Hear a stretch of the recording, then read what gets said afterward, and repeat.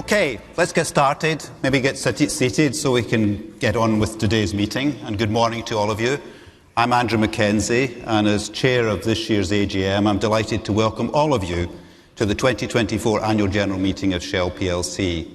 I confirm that we have a quorum present and so declare the meeting formally open and suggest that with your permission, the notice convening the meeting is taken as read. Please sit down and wait for questions. If you don't sit down and ask for questions, I will ask you to be removed. Security, will you please remove everybody from the room who's trying to disrupt this meeting?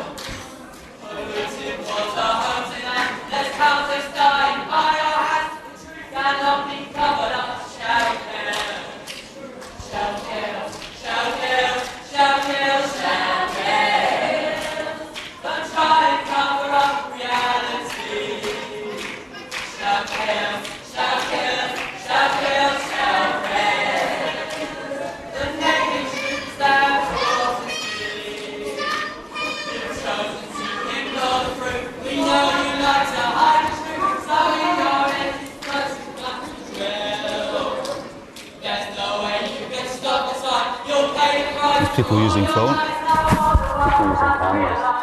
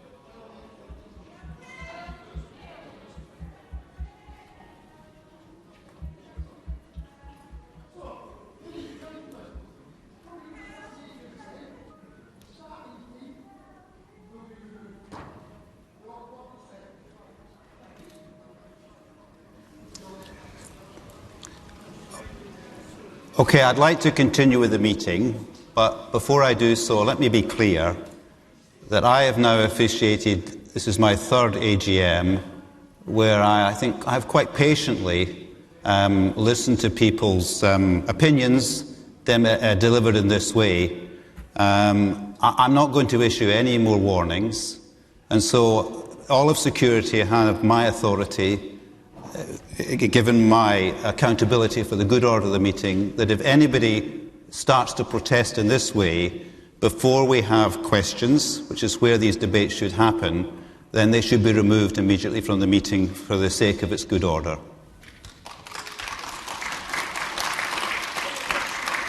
So in accordance with the company's Articles of Association, and as contemplated by the notice of the meeting, I hereby call for a poll to be taken on each resolution and declare the poll open. I'm appointing the company's registrars, Equinity, to act as scrutineers, and we will shortly explain the voting process. Before I go further, though, I would like to thank all our shareholders that are here in the room for their understanding of some of the events that have just happened, but also of the heightened security checks and restrictions at today's event that are in part led to us having to start late. However, in the interest of the safety of all attendees, we felt compelled to implement the checks and restrictions here today based on our intelligence regarding potential threats at other shareholder meetings and those which were directed at our own meeting here today. As with last year, this will be a fully hybrid shareholder meeting.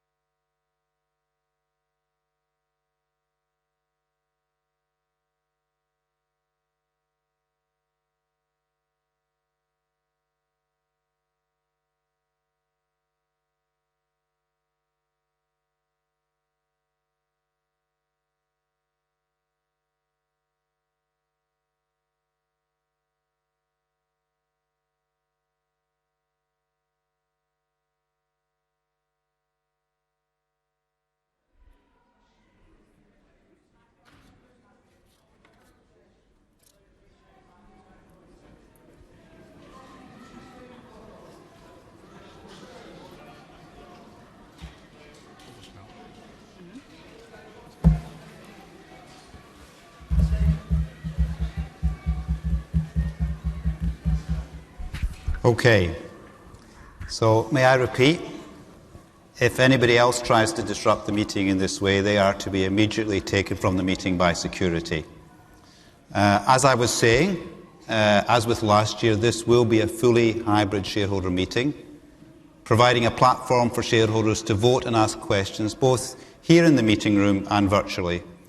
We'll also webcast this meeting, so we open the forum to the global public and any other interested shareholders. The board and I clearly extend a special welcome to all of you attending, but also those attending virtually. And allow me to describe now the overall process for today's meeting. Given that I have already formally opened the meeting and the poll, I'll ask Caroline Omlo, our Company Secretary, to briefly explain the voting process. And I'll then introduce my fellow board members, and we'll then turn to the business of the meeting before moving on to your questions. For those shareholders wanting to ask questions later on, if you're participating online, please refer to the guide on the Lumi platform. If you're here in the room and have not already registered a question that you want to ask, please go to the registration desk at the back of the room where one of the team will help you. And when asking questions or making any comment, please state your name and the name of any organisation you represent, if any organisation. Tjerk Hussinger is our Executive Vice President of Investor Relations, and he'll support the question portion of our meeting, and he'll read out the questions as they're submitted on the Lumi platform. Now, some questions may be moderated to avoid unnecessary repetition and to achieve an orderly meeting. In this way, we hope we can address as many questions as possible, and Tjerk will also balance the online questions with those that come through on the phone line and those from you here in the room. So please be patient, as you already have been, for which many thanks. In accordance with the company's Articles of Association, and as stated also in the notice of meeting, the meeting will be held in English, and so I respectfully request that you please ask your questions in English. Turning now to voting, Caroline Omlo, the Company Secretary, will explain the procedure. Thank you, Chair, and good morning, ladies and gentlemen.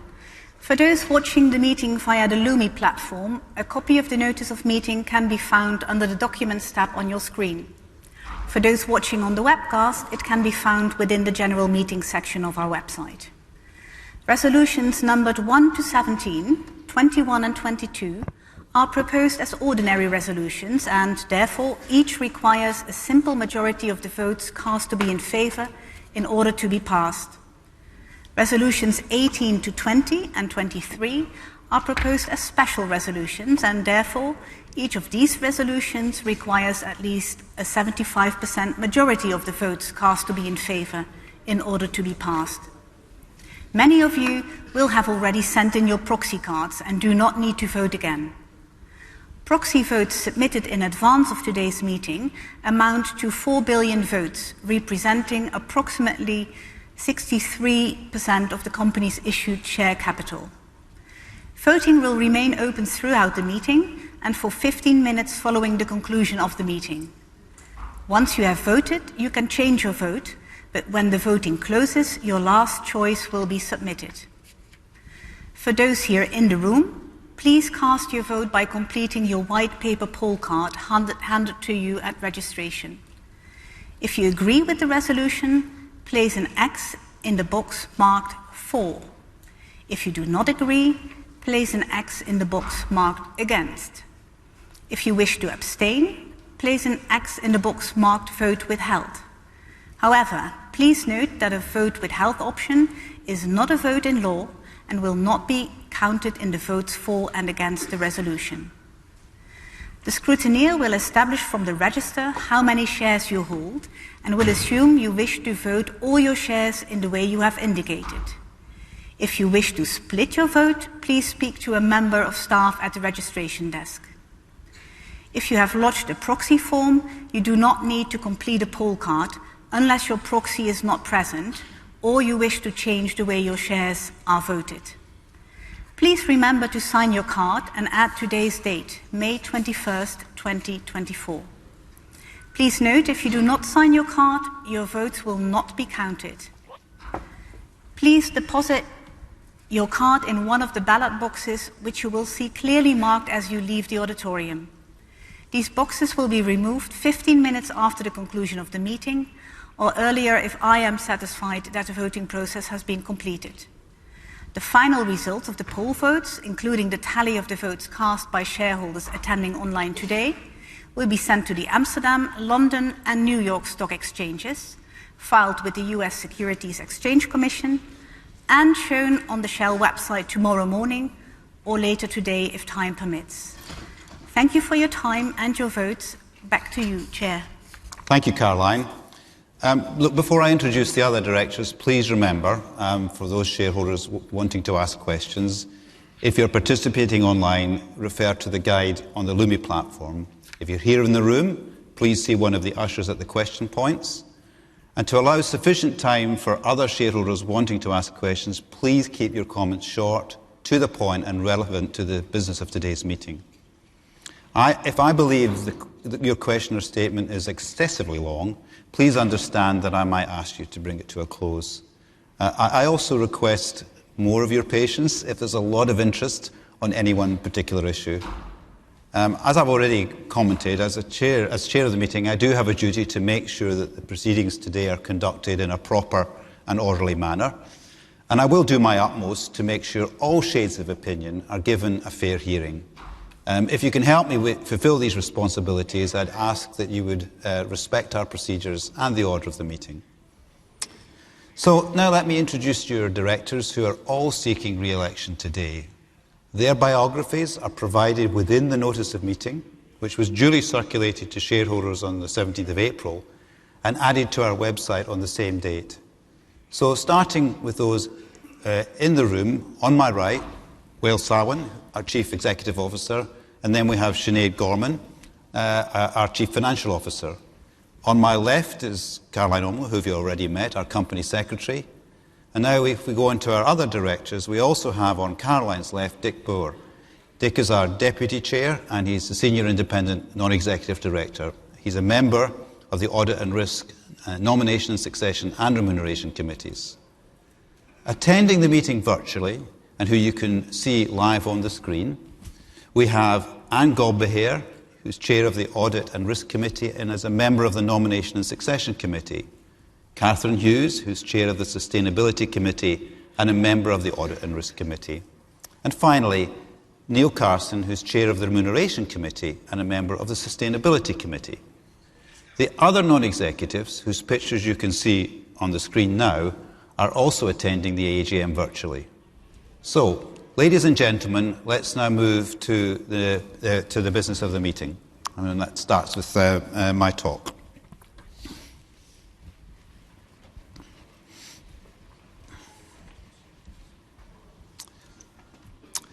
So, I'd like to reflect on the...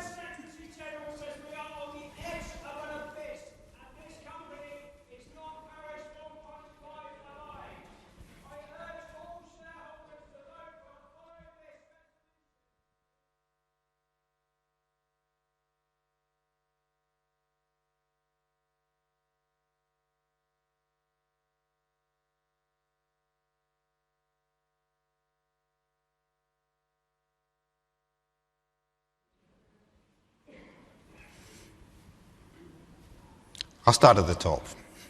As I was saying, I want to reflect on changing times and how they shape Shell's beliefs about the way the world will achieve a balanced energy transition.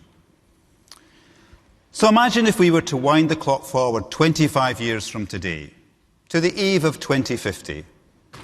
I think we'd all hope to find a world that's moved to a low-carbon energy system.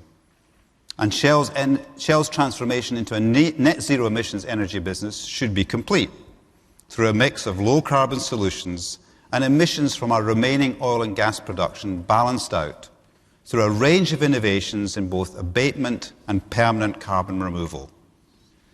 Now, achieving this transition in just a quarter of the century is challenging, but we feel with a collective effort from government, industry and customers, it can be done.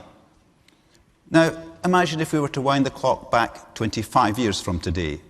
We'd leave this age of artificial intelligence and smartphones and return to a time of fax machines, floppy disks and payphones. So I tell you that as a reminder that the speed and shape of change, I might tell you that as a reminder that the speed and shape of change can be huge, and people often overestimate this in the short term, but underestimate what can change in the long term. And today's challenges are far too complex to risk falling into that trap. The greatest of these changes is tackling climate change, and doing so at the same time as making sure the world has a secure supply of affordable energy. And while it might be tempting to try to stop using oil and gas before the world is ready, we must not do so at the expense of the energy needs and aspirations of a growing global population. And we must remember that today over 700 million people still have no access to electricity. More than 1 in 4 children born in the world today are in Africa. Almost 2 in 4 are in Asia. And the world of 2050 will probably have nearly 10 million people in it. And all of them will need reliable access to energy to meet both basic demands and bold ambitions. So even as governments, industry and customers act to lower emissions over the next 25 years, energy demand will inevitably have to grow to keep up with rising populations and rising ambitions. So in that context, Shell must put forward plans that are attainable as well as ambitious. And you can see this in what we set out at our Capital Markets Day last year, as well as in Shell's updated energy transition strategy, which we published in March. And these two standout moments were expressions of Shell's firmly held beliefs of how we feel the world's transition to net zero can be achieved. So let me highlight just a few. First, Shell believes the world needs more liquefied natural gas, or LNG, which will be a crucial fuel throughout the energy transition. Natural gas, often as LNG, is an effective replacement for coal in power generation, especially in Asia. Natural gas has around half the greenhouse gas emissions of coal when used to generate electricity. And it gives the power system the flexibility it needs at a time when renewable generation is growing rapidly. LNG can also boost energy security because it can be easily shipped to where it's needed most. And what's more, LNG readies us for a time when we can decarbonise still further by blending it with things like biogas and hydrogen. That said, oil will play a vital role for a long time to go, because there is still a long way to go, because there is still a long way to go before alternatives in aviation, shipping and road and freight become viable. So Shell believes continued investment in both oil and gas will be needed. At the same time, we also believe the world needs more solutions to reduce emissions from those slower to decarbonise sectors, like transport, but also in industry. And Shell has shown how to capture and store carbon effectively, as well as ways to turn it into something more useful, like blue hydrogen. And these are the kind of solutions that will be vital for a successful energy transition. Just last month I visited Brazil, which is a place where you can see the energy transition in action. Its great deep water assets make it a global player in oil and gas. And in turn, Shell is one of the largest players in Brazil. At the same time, Brazil is also a leader in developing low-carbon energy sources that we need for the energy transition, such as biofuels. And Shell is at the forefront there too. So while I was in Brazil, I visited our joint venture, Raízen, whose rapid advances in biofuels show their potential as a practical alternative to fossil fuels. Today, through Raízen, we are the largest producer of second-generation ethanol and the leading sugarcane ethanol producer globally. Such progress in low-carbon energy sources underscores Shell's next belief, that by 2050, low-carbon energy will represent a large share of the world's energy, and this is something that Shell has believed for a long time. Taken together, those beliefs are shaping Shell's direction, and I want to congratulate Wael and his executive team for their leadership in doing all of this while delivering very strong shareholder returns. I believe that Shell's leaders neither overestimate what they can change in the short term, nor underestimate what they can change in the long term. And in so doing, they're setting up Shell for success through the energy transition. Thank you for listening, and over to you, Wael. That's all brainwash. There's no such thing as out. Goodbye. Goodbye. You're on your way. Shell kills. Who kills? Shell.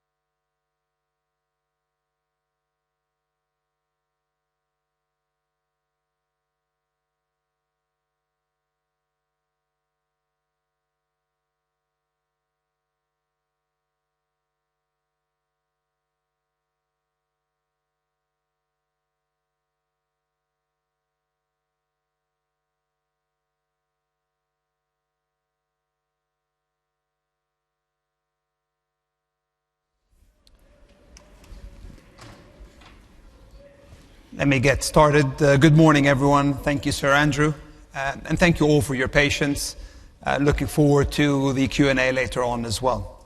Now, before I talk about Shell's strategy in the context of our beliefs about the energy system, I'd like to reflect on some of the positive momentum that we are seeing in the energy transition.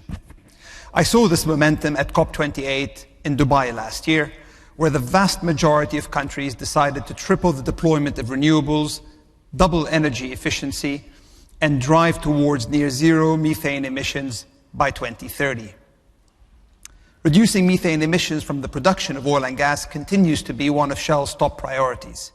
We're proud to have signed up to the Oil and Gas Decarbonization Charter and to be contributing to the Global Flaring and Methane Fund, both of which were announced in Dubai. I also recently traveled to China, where electric car sales are growing so fast that around 1 in 3 cars on the road is expected to be electric by 2030. Meanwhile, here in the UK, there's been a successful reduction in coal consumption from 60 million tonnes a year in 2000 to 6 million tonnes in 2022, and there's a plan to cut coal from electric power generation completely this year. However, despite this progress, more action is urgently needed to address climate change. This reminds me of what the author Amin Maalouf once wrote, and I quote, "Progress is made in tiny surges, in successive laps, like an endless relay race, and there are links without which nothing would be passed on." End quote. For me, those links are the people who make progress possible: colleagues, customers, and our shareholders, who are taking the energy transition forward step by step, just like a relay race. As Sir Andrew just mentioned, the world needs a balanced energy transition, one that maintains secure and affordable energy supplies as the world moves to net zero. This is why, mindful of our core beliefs around future energy demand, Shell is responsibly delivering the oil and gas people need today, while helping to build the clean energy system of the future as we transform our business in the coming decades, step by step, focusing on where our strengths lie. This means we're keeping our oil production stable to 2030, and we're growing our LNG business further, so that we can continue to provide a critical fuel in the energy transition. We're also investing $10 to $15 billion between 2023 and the end of 2025 in low-carbon energy solutions such as electric vehicle charging, renewable power, biofuels, hydrogen, and ways to capture and to store carbon. For all our investments in oil and gas and in low-carbon energy solutions, we're making clear choices about where we can create the most value. And since our ability to raise and invest capital depends on delivering strong returns to our shareholders, which shapes the role that Shell can play in the energy transition, we believe this focus on value makes it more likely that we will achieve our climate targets and our ambitions. In short, we believe we have the right strategy to create more value with less emissions and to be the investment case through the energy transition. And at the heart of this strategy, you'll find people. Let me firstly start with our staff at Shell. My colleagues are delivering our strategy by enhancing performance, embedding discipline, and enabling simplification in our businesses. I'll give you some examples of their actions. Our focus on performance can be seen at our new oil and gas platforms, such as Timi in Malaysia, that is 60% lighter than conventional platforms, making it more cost efficient. Since Timi is also powered by wind and solar, it's a great example of how we are creating more value with less emissions. Beyond new projects, we're also improving the performance of existing assets, like our Nelson oil and gas platform off the coast of Scotland. By going from 2 gas-powered generators to 1, Nelson's carbon emissions went down and its gas sales went up. As part of our disciplined approach, our capital spend was within our $22 to $25 billion a year range last year, and we've stopped selling power to households in the UK, Germany, and the Netherlands. We felt that our time, efforts, and capabilities can better be used in helping our customers in transport and industry. And when it comes to simplification, we are rallying behind a few specific targets. A year ago, we had more than 50 financial and business level commitments, which risked us running in too many different directions. I believe the best version of Shell is the focused version of Shell.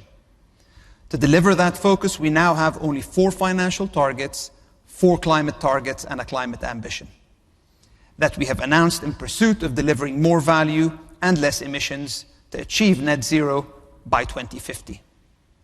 Now I want to turn to the second group of people, you, our shareholders, and talk about how we've delivered against these targets. I've already outlined how we have been disciplined about our capital spend. In addition, we have reduced structural costs, delivered solid shareholder distributions, and increased growth in our free cash flow per share. We're also making good progress towards our climate targets, driving down absolute emissions from our own operations, significantly reducing methane emissions and routine flaring, and reducing the net carbon intensity of the energy products that we sell. This last metric, our net carbon intensity, shows our progress in changing the mix of the energy products as we grow the sales of low-carbon energy solutions. Which brings me to the third group of people, our customers. We're focusing on sectors where we have competitive strengths, see strong customer demand, and identify clear regulatory support from governments. In the transport sector, for example, we're building on our customer relationships and expertise to help drive the decarbonization of passenger cars, heavy-duty trucks, planes, and ships. We aim to grow our public charging network for electric vehicles and stay a leader in biofuels, including sustainable aviation fuels or renewable diesel made from waste. But don't take my word for it. Let's for a moment hear what our customers say.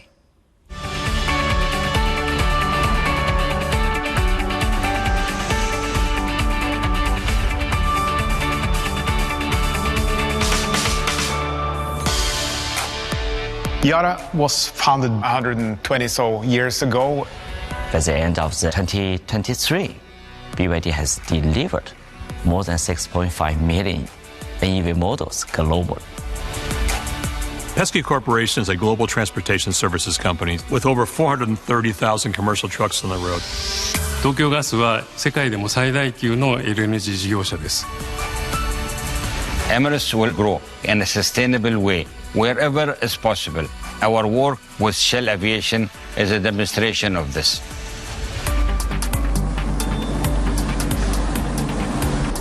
So the great thing when we work together with a company like Shell, that we put our collective minds together to think about solutions, is that we come with new and exciting projects.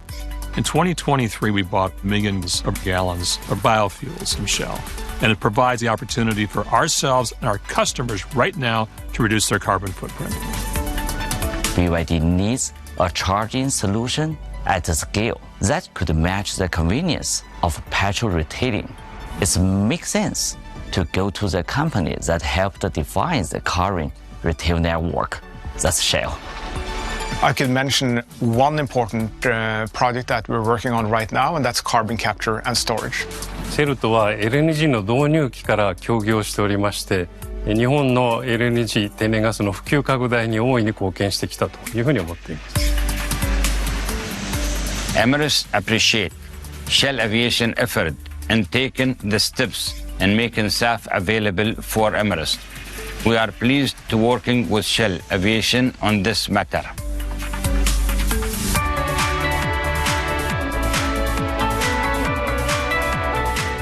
The opportunity to work with Shell over the past decade didn't come by accident. It comes because we have shared values, what our customers require, but also what our environment needs right now. And that's why it's very helpful to work with a company like Shell that has decarbonization very high on the agenda and understand the needs that we have. There are huge business opportunities connected to this. There are a lot of potential income as a result of that. Big dreams has big challenge, need big solution, need big partners.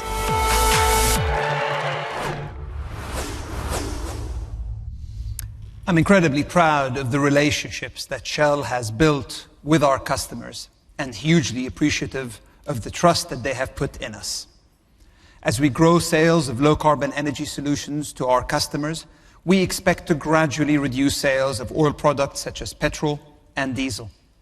And we've set a new ambition to reduce customer emissions from the use of our oil products by 15 to 20% by 2030 when compared to 2021. These emissions were 569 million tons of CO2 equivalent in 2021 and had reduced to 517 million tons in 2023. So we're making progress. We're also developing solutions to help these sectors in the long term. For example, hydrogen and ways to capture and to store carbon. How these long-term solutions will play out is uncertain. So we'll move step by step, proving these businesses are viable before we can grow them further. Acknowledging this uncertainty around the pace of change in the transition is why we have retired our net carbon intensity target for 2035 and are now focused on achieving our updated target with a newly introduced range of a 15 to 20% reduction by 2030 when compared to 2016. And we will continue to be transparent about how we're delivering on our targets and ambitions in our annual report. In conclusion, by providing the different kinds of energy the world needs, and with our focus on performance, discipline, and simplification, we believe we are the investment case and the partner of choice through the energy transition. Now, there is much more to do. As Ma'loof reminds us, progress is not made at once, but step by step. We're committed to playing our part, helping to deliver the secure supply of energy that benefits people all over the world today, and to deliver more and cleaner energy solutions so that they can continue to benefit now and well into the future. Thank you. Thank you, Will. So we've now come to that part of the meeting where you have the opportunity to ask questions of us. Now, you may have seen in the notice of meeting that most of the resolutions are of a mainly routine nature for a listed PLC, with the exception of the two climate-related resolutions. The first of these is Resolution 22, which is proposed by the Board and presents an advisory vote on Shell's energy transition update as discussed in the latest annual report and Shell's energy transition strategy of 2024. Your directors strongly believe that Shell's energy transition strategy is in the best interests of shareholders as a whole and wider society, as Will and I have just explained. So equally, the board and management also believe that it's important for all shareholders to have a vehicle to express their views on whether our strategy is reasonable in the current environment. This advisory vote resolution is designed to be that vehicle. And for clarity, it does not shield nor abdicate the board's or management's legal obligations under the UK Companies Act. And nor does it ask shareholders to take responsibility for formally approving or objecting to Shell's energy transition strategy. That legal responsibility continues to remain with the board and the executive committee. The other climate-related resolution is Resolution 23. And as a reminder, this is a special resolution which has been requisitioned by a group of shareholders represented by the organisation Follow This. For reasons previously expressed and outlined in detail in the notice of meeting, your directors unanimously recommend that shareholders vote against this resolution. We'll shortly hear from Mr. Mark van Baal, who will tell you more about this resolution. To make sure of an orderly discussion, I'm going to take questions in this order. First, for all questions or comments of a general or operational nature, including those about climate change or the energy transition, and all questions or comments about strategy, including those on Resolution 23 and our energy transition strategy, we'll take them first. And then we'll take all questions regarding the remaining resolutions. Again, if I could remind you, do keep your questions to the point, short, preferably no longer than 1 to 2 minutes, so we can get through as many as possible today.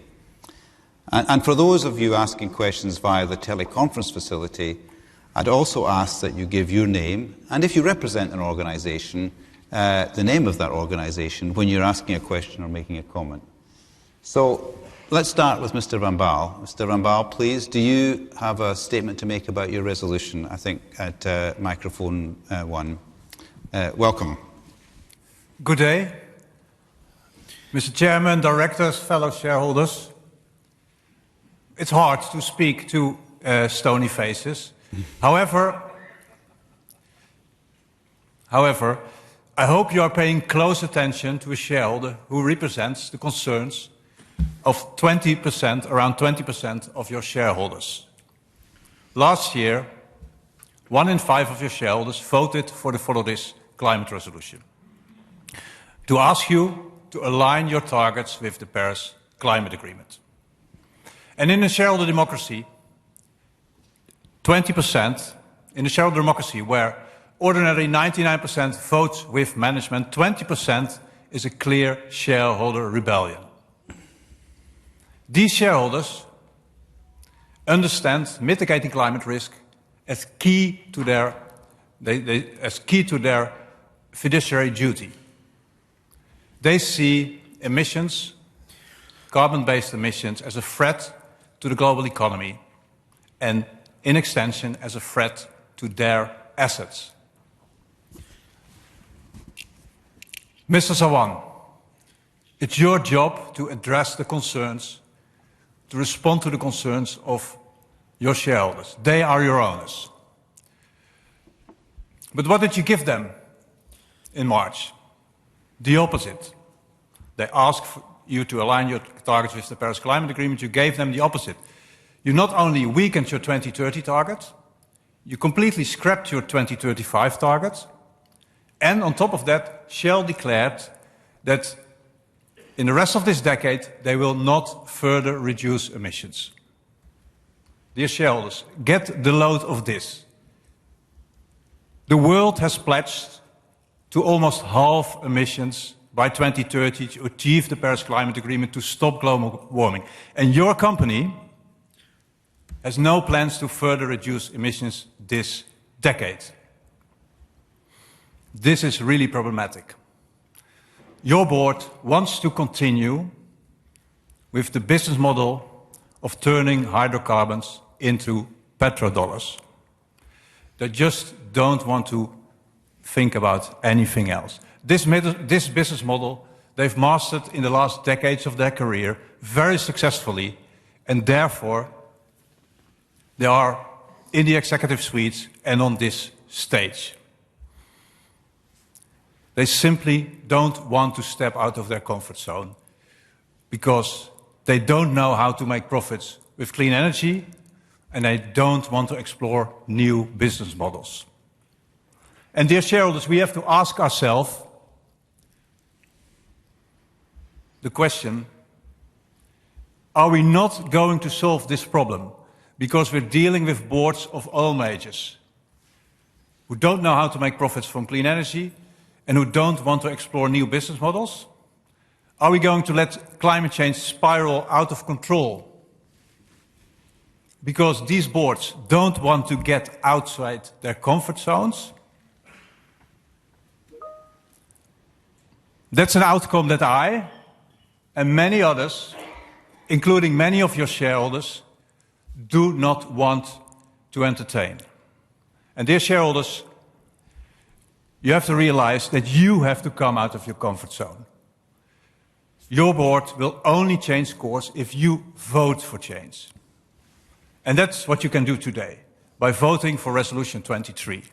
A resolution filed by Follow This and 27 of your peers. Together, these 27, they include Amundi, AXA, large investors here in the UK, Brunel, Nest. Together, they represent 4 trillion. That's roughly 20 times the market capitalization of Shell. And let me remind you, this 20% of Shell is more than your largest shareholders, State Street, Vanguard, BlackRock, and Norges combined. You have to respond to them. So today we will know which shareholders are the true stewards of the global economy and which shareholders, how many shareholders, enable this board and the boards of the other oil majors to continue causing climate breakdown. And we'd like to thank the investors who supported our resolution today, specifically the 27 investors who co-filed this resolution. And we hope other investors will follow their example, follow their leadership, because this board will only change if you vote for change. I'd like to end with one simple question for the chair here. For clarity, dear shareholders, you've heard Shell talking about being Paris-aligned, about believing to be Paris-aligned. Like the tobacco industry believed tobacco didn't cause cancer, like the oil industry in the past believed that climate change was not real. So, Mr. Chairman, can you please explain to your shareholders how a company that has no plans to reduce emissions this decade can be Paris-aligned? Can you explain it without using the word believe?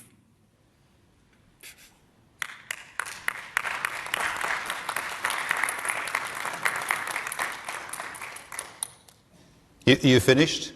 Sorry, I wasn't... Yeah, this is my question. Please explain to your shareholders, without using the word believe, well, that you're Paris-aligned without reducing emissions. I'd like to now ask the CEO to respond before we invite any questions or comments.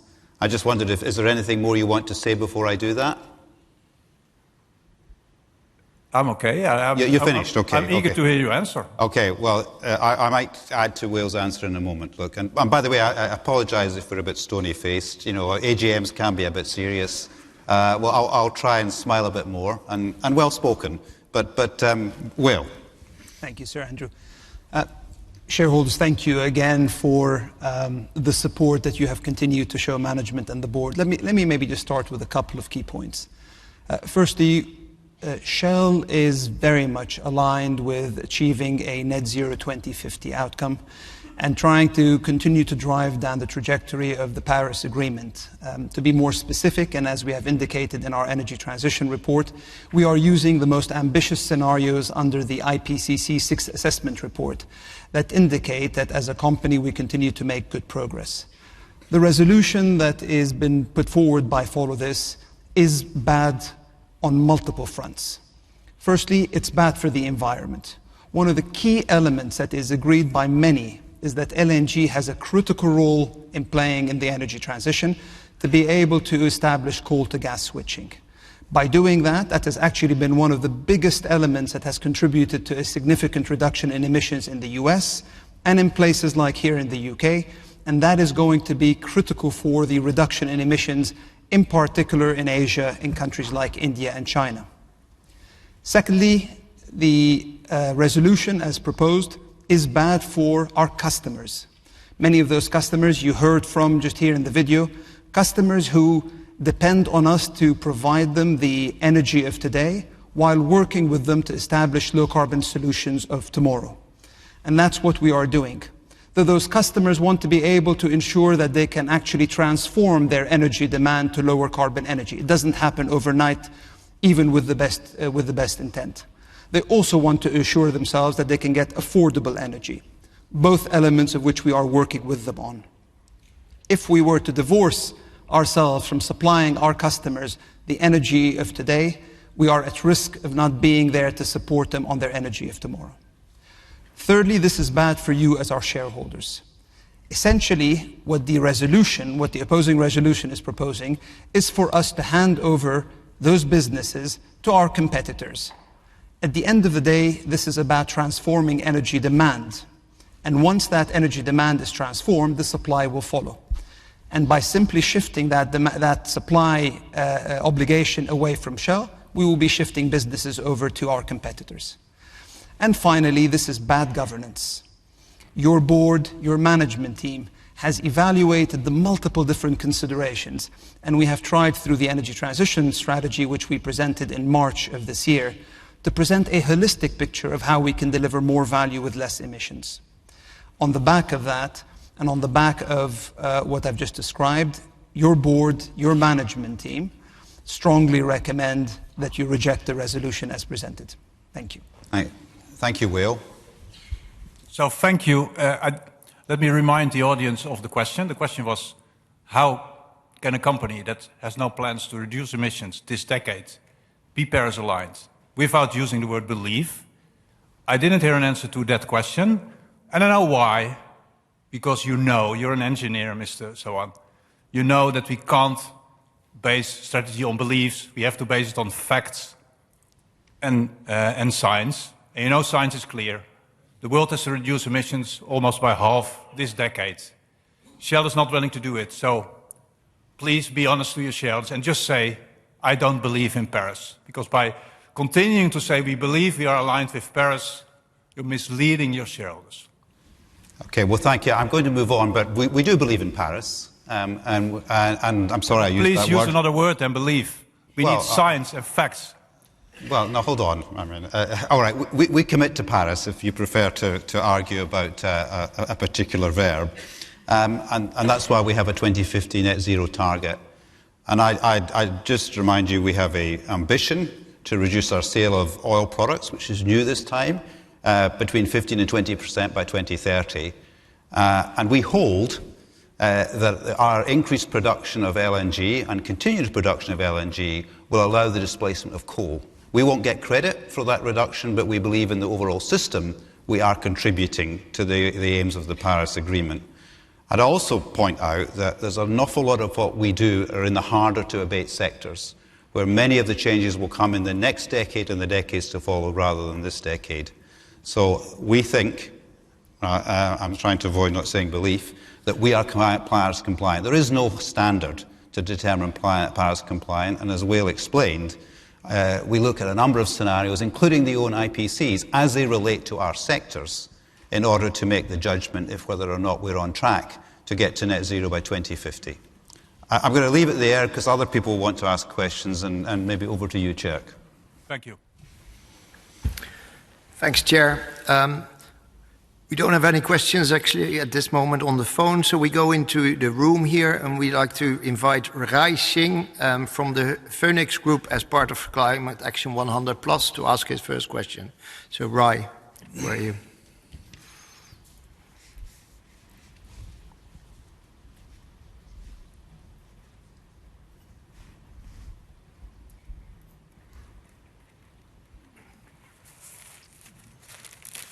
Oh, Jesus. In the tablet. Yep. There we go. All right.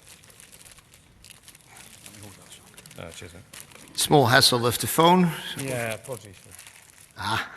It's an iPad. I wasn't aware of the... Go ahead, my friend. Yeah. There we go.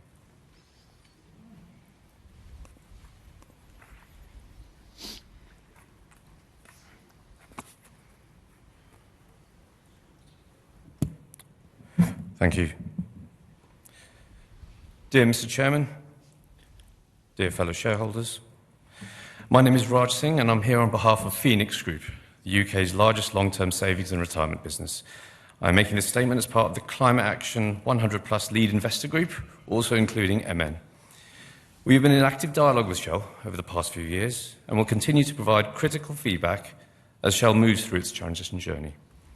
We've especially appreciated the recent discussions with your CEO, with whom we've had open and honest conversations.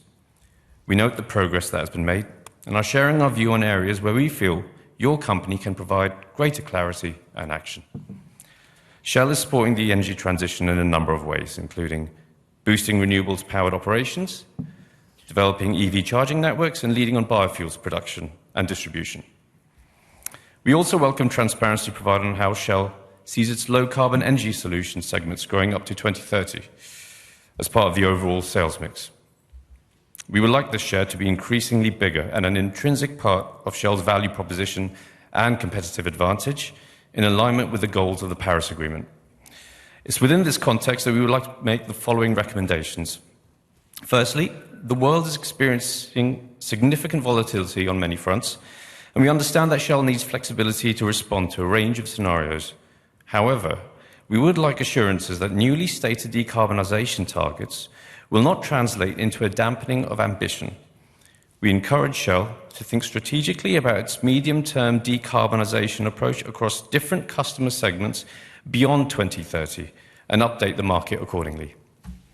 Secondly, we encourage Shell to commit to adequate levels of capex in low-carbon segments and to directly link this with a reduction in emissions in your reporting. Thirdly, we believe that Shell is and can play a role directly or via industry associations as an advocate for public policy measures to support well-developed carbon markets and customer demand. We would appreciate disclosure over the specific market conditions, incentives, or policy drivers that are needed to accelerate your low-carbon energy strategy. Fourthly, we commend your company for its commitment to wind down oil products, as we've discussed, with an associated Scope 3 emissions target. We therefore encourage Shell to equally reflect on its position on oil production, natural gas, and LNG in order to realise its medium to long-term ambitions on decarbonisation, as a decline across all fossil fuels in future portfolios will be needed. And lastly, we would appreciate more clarity over the role that offsetting and removal technologies will play up to 2030 and beyond. Greater disclosure over the provenance of carbon credits and the extent to which these levers will be exercised to reach your company's 2030 net carbon intensity target. We kindly ask that you respond to these recommendations for further dialogue. Thank you for your attention. Okay, well, thank you, Mr. Singh. And clearly there's a lot of detail in your statement and maybe a few questions therein. And I'd encourage you to continue the dialogue with the people in Shell with whom you've spoken, including the CEO and our investor relations team. Maybe just give it a sort of very quick set of answers now on behalf of myself and the board. Medium-term decarbonisation targets, I think what we've explained is that we find that there's so much uncertainty. We'd rather just shoot for 2030. There will be another energy transition strategy developed over the next 2 or 3 years that can then look into the next decade, and that's when those targets are likely to emerge. Low-carbon capex. We have plenty of low-carbon capex. As part of our Capital Markets Day last year, we signposted 10 to 15 billion by 2025. I think last year we invested 5.6 billion, which from memory was over 20% of our capital budget. In time, of course, that will rise. And we are, of course, doing the preparatory work. We're doing the pilots. We're doing the R&D. We're doing the customer dialogue and the customer solution side to see where the pool might come that will allow us to invest, particularly into the next decade. We're very active in industry associations. And in many of the advocacies that we've had they been more successful, I'm certain there would be stronger customer demand today for our low carbon products that would, I think, help with some of the numbers you're wanting to see turn in your direction. But it's tough. We haven't got global carbon pricing and so on. Things that companies like Shell and others have advocated for many a year. Sure, our oil products speak to over 50% of our Scope 3 emissions, and we are driving them down, as you described. But the idea of expanding that, in our view, to LNG, we think would not be good for decarbonisation. It's the availability of LNG, as I said in my speech, that allows people to move away from coal, which is much more carbon heavy. And it's also critical to enable the security of energy supply in a system that is adding more and more renewable energy, providing backup power for when weather is not delivering power. Offsetting, we accept that is not a straightforward area, and having proper accreditation in all that is right. We are working very hard on that, and we're quite keen not to overuse offsetting because of the concerns that some people have about it. But it does have a role to play, and it has to be of high integrity. I personally think we as a world need to be investing a lot more in things like nature-based solutions. But whether that's a big game for Shell at the moment or not, I'm not sure. And in any case, none of that will in any way weaken our ambition, which you sort of asked about, to drive ourselves constructively forward towards net zero by 2050 and play our role in decarbonising the world.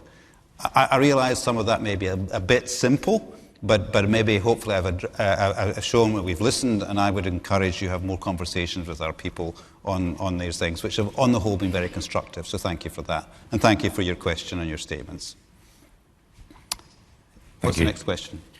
Okay, thanks, Rai. We're now going online. So I have a question from Dennis Anakov from DWS Corporate Government. So he has two questions. First one, since the new absolute reduction has been communicated as an ambition rather than as a target, please clarify why the term ambition was chosen. Moreover, how are ambitions measured and how do these influence the company's commitment and accountability in achieving these reductions? How this emission will be included as a performance metric in the executive remuneration? That's the first question. Second question, what specific factors led to the decision to weaken the carbon intensity target by 2030? Okay. Question one. As far as we're concerned, ambition is the same as a target.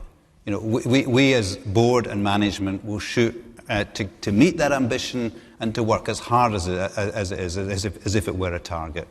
The reason we call it an ambition is because it's critically dependent on changes in customer demand and customers being willing to take products instead of oil-based products, but ones, for example, that are based on bioproducts. You heard some conversations about them and what Wael and I had to say. So we're simply saying we have that ambition, we'll try very hard to meet it, but we are dependent on one or two other things, including people wanting to buy more biofuels instead of geofuels, if you like. That's all, but it doesn't change anything. And absolutely, it's included in executive remuneration. When we as a board and a remuneration committee make decisions about, for example, the long-term performance plan of the executives, 25% of that is based on progress towards net zero 2050. We have some other things we look at, including, for example, the reductions in our own emissions, which are going very well, 50% by 2030, and we're already over 60% delivered. And we'll look at our progress against that ambition very much in our decisions as to how much of that bonus to award. Carbon intensity target by 2030. Very simply, Wael mentioned it in his speech, we chose as a matter of strategy that we would move away from the business to customer, the B2C, selling to retail customers in a number of countries, but particularly in Europe, here, Netherlands, Germany. It wasn't a good business for us. It didn't play to Shell's strengths. And one of the things that Wael has been excellent at is focusing on what we do well and aiming to do that a lot more effectively by focusing on that rather than spreading our resources too thinly. So some of the quickest to decarbonise sectors at the moment are in that B2C, business to customer sector. So we've given that away, and what remains is something which is slightly harder to decarbonise and is moving at a slower rate. We haven't given up on the 20% target, but we've signalled that our decision not to play in the business to customer sector meant that we may not hit it, and that underplay will be no more than 25%, down to 15%. But we still try and meet we'll still try and meet the 20% as a target. We're just being transparent and open with you, and I think you want that. You want more transparency, you want a bit more disclosure, and we work with you on all of that, and this is an example of that too. Thank you, Chair. Next question, I'd like to invite Nick Spooner, representing ECCR, to the phone. Nick.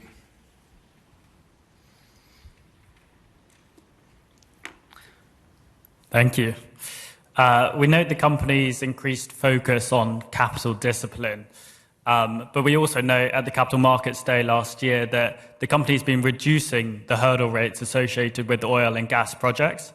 And we also note that the commodity price assumptions that the company uses above that, the average of peers, particularly around gas, and above that of future market prices as well. So please could you help us sort of conjoin these points in terms of showing to shareholders how these two parts of the investment framework are consistent with a disciplined approach to capital expenditure? Okay, thank you for your question. I'm going to look at Wael or maybe Sinead. Maybe Wael, you either you start or maybe Sinead to answer that.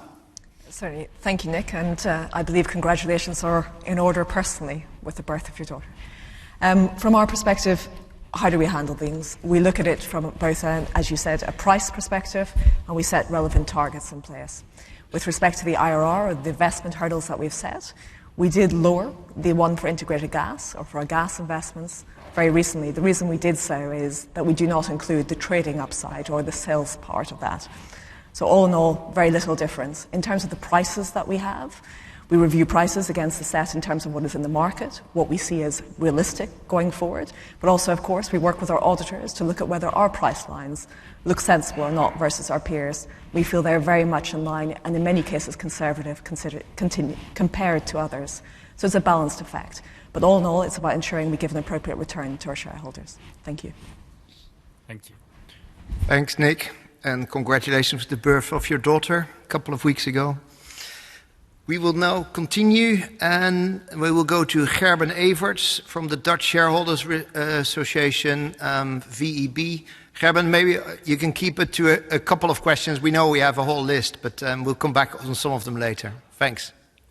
Okay, many thanks. Many thanks for giving me and us the floor. I will only limit it to the questions on climate and transition. Thanks. That's the topic for today. So my name is Gerben Everts. I represent what is now known as Royal Dutch. Since March this year, we are the Royal Dutch Shareholder Association, also known as European Investors. We represent about 30,000 retail investors. For many of them, Shell is their most significant investment. And our members are extremely worried about the energy transition and the lack of speed Shell applies in the transition. However, they realize in our global economy, it's built on fossil. Excluding oil and gas instantly will mean that the economy will significantly be impacted. Dubious regimes will continue to provide oil, gas, and perhaps even coal, and these regimes will then have the most thriving economies. So this we can ill afford. So despite often good intentions, as exclusion sounds very well, fresh, and responsible, the stop Shell is socially and geopolitically totally unacceptable. At the same time, in the transition, we would like to see Shell as the best in class. In our view, this means that Shell needs to be more ambitious and transparent on its transition path to net zero, while at the same time, Shell needs to create the best value for investors out of its current oil and especially gas and liquid gas operations. I have 3 short questions. We already heard that Shell has downgraded its climate targets. However, it maintained its net zero ambition. How committed is Shell to achieve the net zero ambition in 2050? as the carbon intensity targets were lowered, which is a bit of a strange halfway path. Hasn't climate litigation risk and potential impact from public-private lawsuits generally increased for oil and gas companies over the last years, and for Shell specifically? And the last question, follow this, we just heard Mark van Baal, stated in his resolution that Shell assertion that targets were aligned with Paris are unfounded, and no third-party source indicates that Shell's medium target is aligned with the 1.5 degrees scenario in Paris. So what is Shell's reflection on this claim, and should investors be worried about more litigation? I believe very much aligned, customer preference, competition pressures, those are not convincing arguments. We need a renewable energy industry, and Shell is as responsible for achieving this in the near future. Two small questions for the auditor, and then I'll leave it to others. Because EY has done the audit, we haven't heard the auditor, at least not yet, but please could EY also confirm what audit procedures were informed to ascertain that Shell's targets are fully aligned with the 1.5 degrees warming scenario? And the second question, can EY also confirm that Shell targets and the strategy are fully aligned? So that's the same. But please, could you reflect on that, please? Okay, there's quite a few questions in there, I think I might do a couple, and then I think we have to ask maybe Sinead and then Ian Y to deal with your second questions. If there's anything left at the end, I might ask Will to help out. First of all, can I acknowledge that you see that the challenge that we have as a company, which is part of our, in my view, our appeal as an investment opportunity, is how we balance creating new value with less emissions. You've heard a lot of that from the management team, and I would put it to you that there are very, very few companies that account for carbon as rigorously as they account for dollars or euros, and trying to find a way to optimize less of the carbon and more of the dollars. It's tough, and it's something I think we are working our way through. I just want to correct one thing. We haven't downgraded, and it might relate to some of the other points I want to make in relation to your questions. We've not downgraded our targets. We've simply said, as a result of being more focused, that we can no longer be confident of meeting the NCI target of 20% by 2030 in the way we were previously, because we've chosen not to invest, because we don't think we have strengths in this area, in the business-to-customer retail sector, where a lot of our fast decarbonisation is occurring. And so we're left with a harder to decarbonise sector, which we're going to have to make perform even better than our previous plan. So I don't think that's a downgrade. And I actually want to sort of challenge you a bit. You're sort of advocating that we should take more of our money and invest it in renewable energy. We are investing in renewable energy, but we're pretty clear that as Shell, these are not actually skills that sit strongly in Shell. We have been for over 100 years a company that primarily served the transport sector with molecules, a bit around it and the margin. I accept that, and actually that's where we want to place our focus, because that is a harder to decarbonise sector, and where the strength of Shell in that area means that we have a greater chance of having a bigger impact than we would otherwise by reducing our focus by spreading things elsewhere. I think that's kind of almost a setup for much of what you've said. Maybe we could go to the E&Y questions, and then you can come back if there's anything you think I haven't covered. Go ahead. Or should we bring E&Y in? Certainly, if Gary can make his way to a microphone. Whilst he does so... EY, I should say, not E&Y. Apologise. Very bad for brand recognition. In summary, I would say that EY, as our auditor, provides a robust challenge through their audit procedures, specifically around the financial matters, and specifically around whether our assets are still viable at certain points in time on certain criteria. Gary, may I pass to you, please? Thank you for the question. I can confirm that climate change is a key audit matter which we include extensive disclosure and audit opinion on. I can also confirm, which we include in our opinion, that Shell's targets are reflected in their operating plan in how they value those assets. So we very much focus on the impact of the targets on the financial statements. Thank you. Yeah. Well, I'd like to add before he's catching some of the things that I missed. Okay? Yeah, just a couple of quick points. Thank you, Andrew. Look, to your first question around our commitment, I mean, let me assure you, we are absolutely committed to our net zero 2050 target. I think we spend a lot of time talking about targets in the future. I would just also caution that we talk about what we have done. So let me tell you what we have done. Since 2016, our methane emissions are down by 70%. Since 2016, our routine flaring is down by 91%. Since 2016, we have committed to be able to continue to drive down our Scope 1 and 2 emissions by 50% by 2030. We have achieved 31% reduction in that period. And we have also reduced our Scope 3 net carbon intensity by 6.8%, which is roughly 2 to 3 times what the world has done. So I think as much as important as it is to keep talking about the future targets, the biggest thing we're trying to hold ourselves accountable for is what we do, not just what we say. And I think our track record is the best demonstration of what we're doing rather than promising new numbers. And that has been our commitment, I think, as a management team to be able to demonstrate to our shareholders the intent. I think on your point around litigation, what I would say is the world is more litigious. It's not specifically around climate change, but it's litigious on multiple topics. Do we expect more litigation? Yes, it is part of the reality of the world we live in. I am very confident in the standing of the positions we have, and we are indeed, through a very capable legal team, defending our shareholder interests, and you have seen us do that time and time again in a way that is measured, responsible, but at the end of the day that protects the value that you hold in the company. That's it. Okay. Thank you.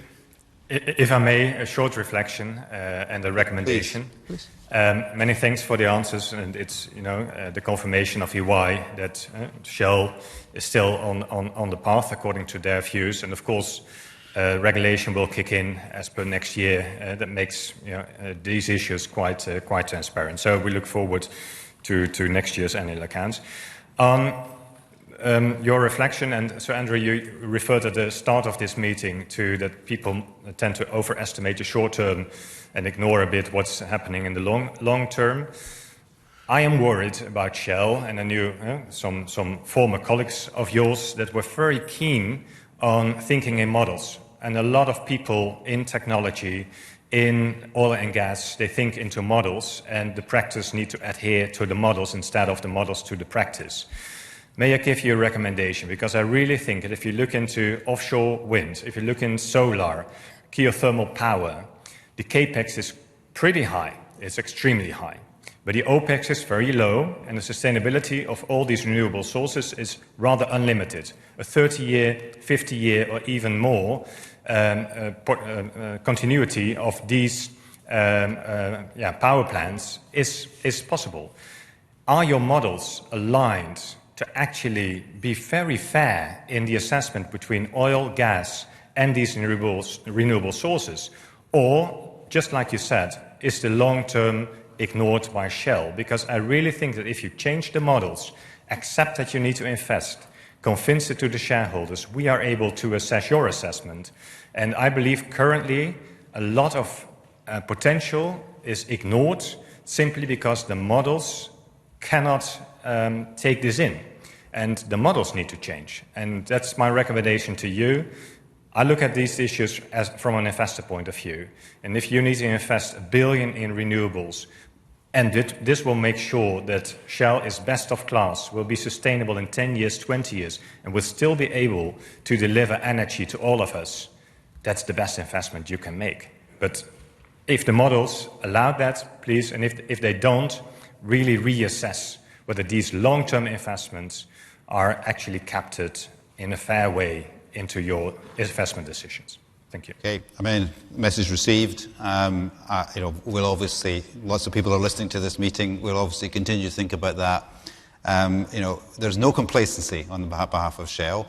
Maybe worry is not the word I would use. We know the challenge is huge, and we believe as a company we offer the best way through the energy transition that provides affordable energy with less and less emissions, and at the same time gives our shareholders a competitive return. And we own that challenge, and we are big investors in renewables. All we're saying is that it's not always the case that we're going to be the biggest driver of the decarbonisation of the power generation sector, because our sectors are elsewhere in transport and in industry, users of renewable energy. And in order to make that happen, of course, we seed a lot of investment. But we keep thinking, we'll keep challenging our models, and your suggestions are heard in a very open way. So thank you for that. Okay, thank you. Thank you, Chair. We'll go on another question online here from Kathleen Hodgins.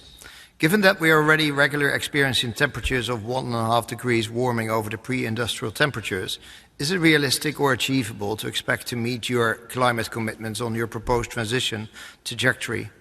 Especially as there seems to be no commitments to significantly reduce Shell's fossil fuel extraction with immediate effect, as is strongly recommended by the IPCC and others. Finish question. Yeah. I mean, obviously we've covered many aspects of this already, and there are multiple reasons why we're experiencing very high temperatures at the moment, predominantly climate change, but obviously we're just coming out of an El Nino phase.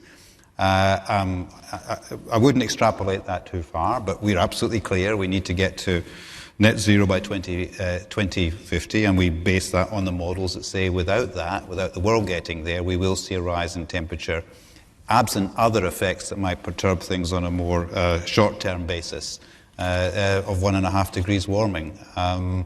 That's where our commitment is, and we do believe that we are actually following and using the scenarios provided by others, including IPCC, as Will mentioned. I don't know if there's anything, Will, you want to add? No? Okay. Okay.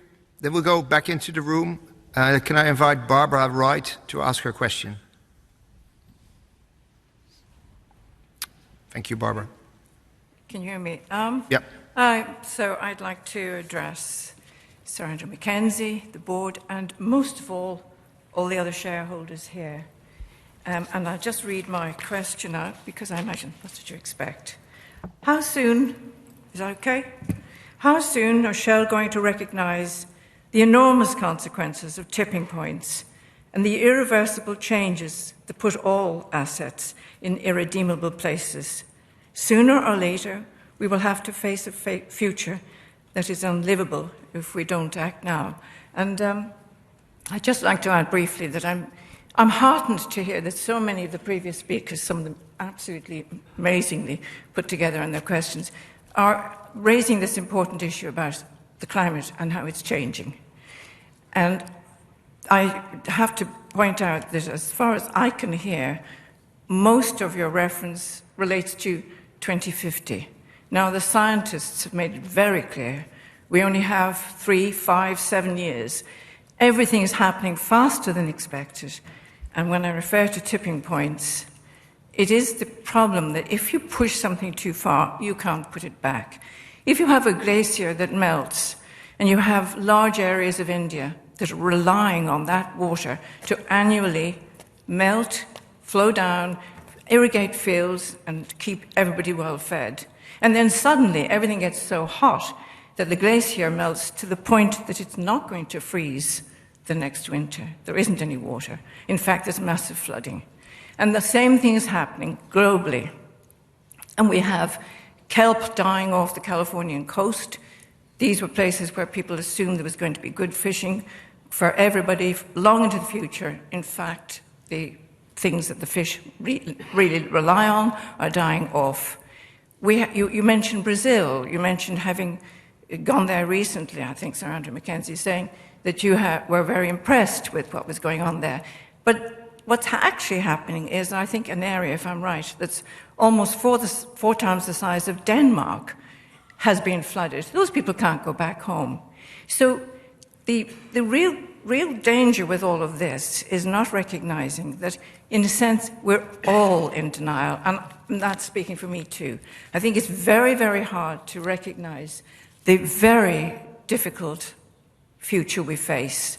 And I can well understand that the board is doing, I think what you said, Mr. Andrew Mackenzie, doing what they do very well. You're actually keeping your customers happy with a sort of comforting announcements of what you're going to do in the future, how you've got everything controlled. But as the last questioner said, you're not looking at the models. The models fit your customers and your clients, but they actually don't fit what science is telling us.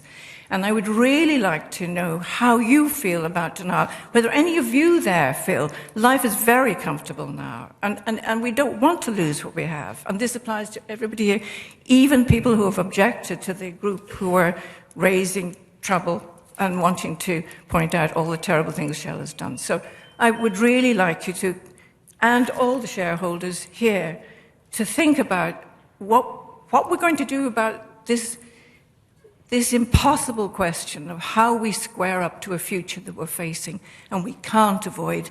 And it does mean no new fossil fuels. We've got enough. We've got to really try and look at the future in a different way. Thank you. Well, thank you, Barbara, if I could call you that.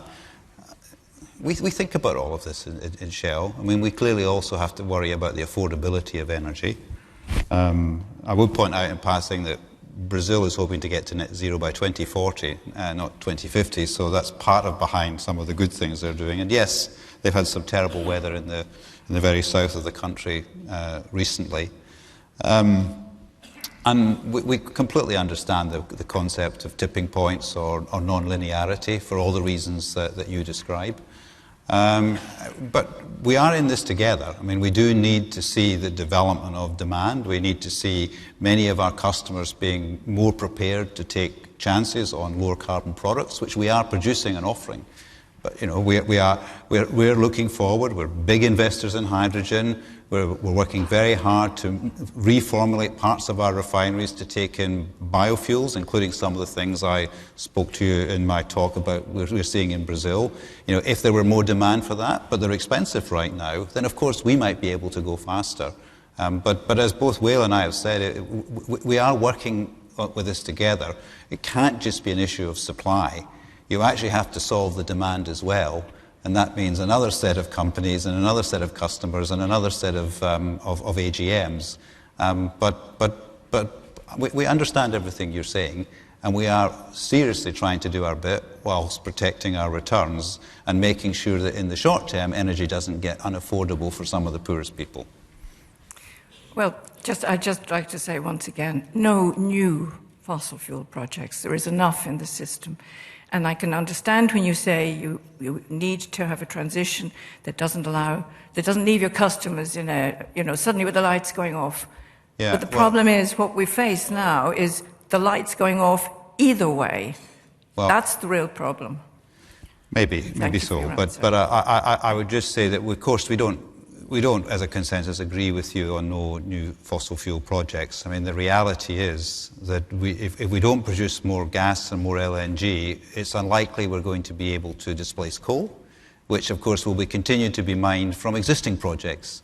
If we don't have more gas, it's almost certain that certain places will not be able to go as fast in developing renewable power, because it's not always available. And there are many uses of energy which cannot be entirely supplied through electricity. So they have a role to play, and that's why we invest in certain abatement processes like carbon capture and storage, and in some senses nature-based solutions. You know, most of those carbon capture, all those projects, they're never going to move fast enough for what we face now.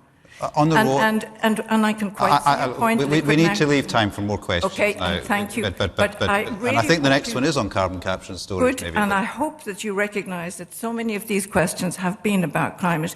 20% of your shareholders may be concerned. I suspect in the next 2 or 3 years it'll be far more than that. And thank you. Okay, thank you for your comments. Thanks. We'll go back online. We've got a question from Janet Barton. How far away is Shell from implementing carbon capture and storage to address all its Scope 1 and 2 emissions? I'm going to ask Wael maybe to cover the detail, but we are quite big investors in quite a number of carbon capture and storage projects around the world. with the aim of it being available to the world, but also for our own emissions to provide abatement in the way I've just described. Will? Not a huge amount to add, Sir Andrew. I think suffice it to say, we have been working on carbon capture and sequestration for a long time. We have a project in Canada called Quest that has been sequestering to the tune of around 1 million tonne a year. We also have a project in partnership with Chevron in Australia where we are also sequestering, and we're working on a number of opportunities, including here in the UK, in the Netherlands, potentially more in Canada and in other parts of the world. Carbon capture and sequestration will be an important part of our journey to achieving the 50% reduction in Scope 1 and 2 emissions by 2030. And there are a number of live projects that need to come to play to be able to allow us to do that. So I do think it is going to be an important lever. It won't be sufficient on its own, but it's an important one as part of a broader mix of mitigations. Thanks, Will. Thanks. Thanks, Wael. I will now invite Tarek Bouhouch to come and ask his question. Tarek.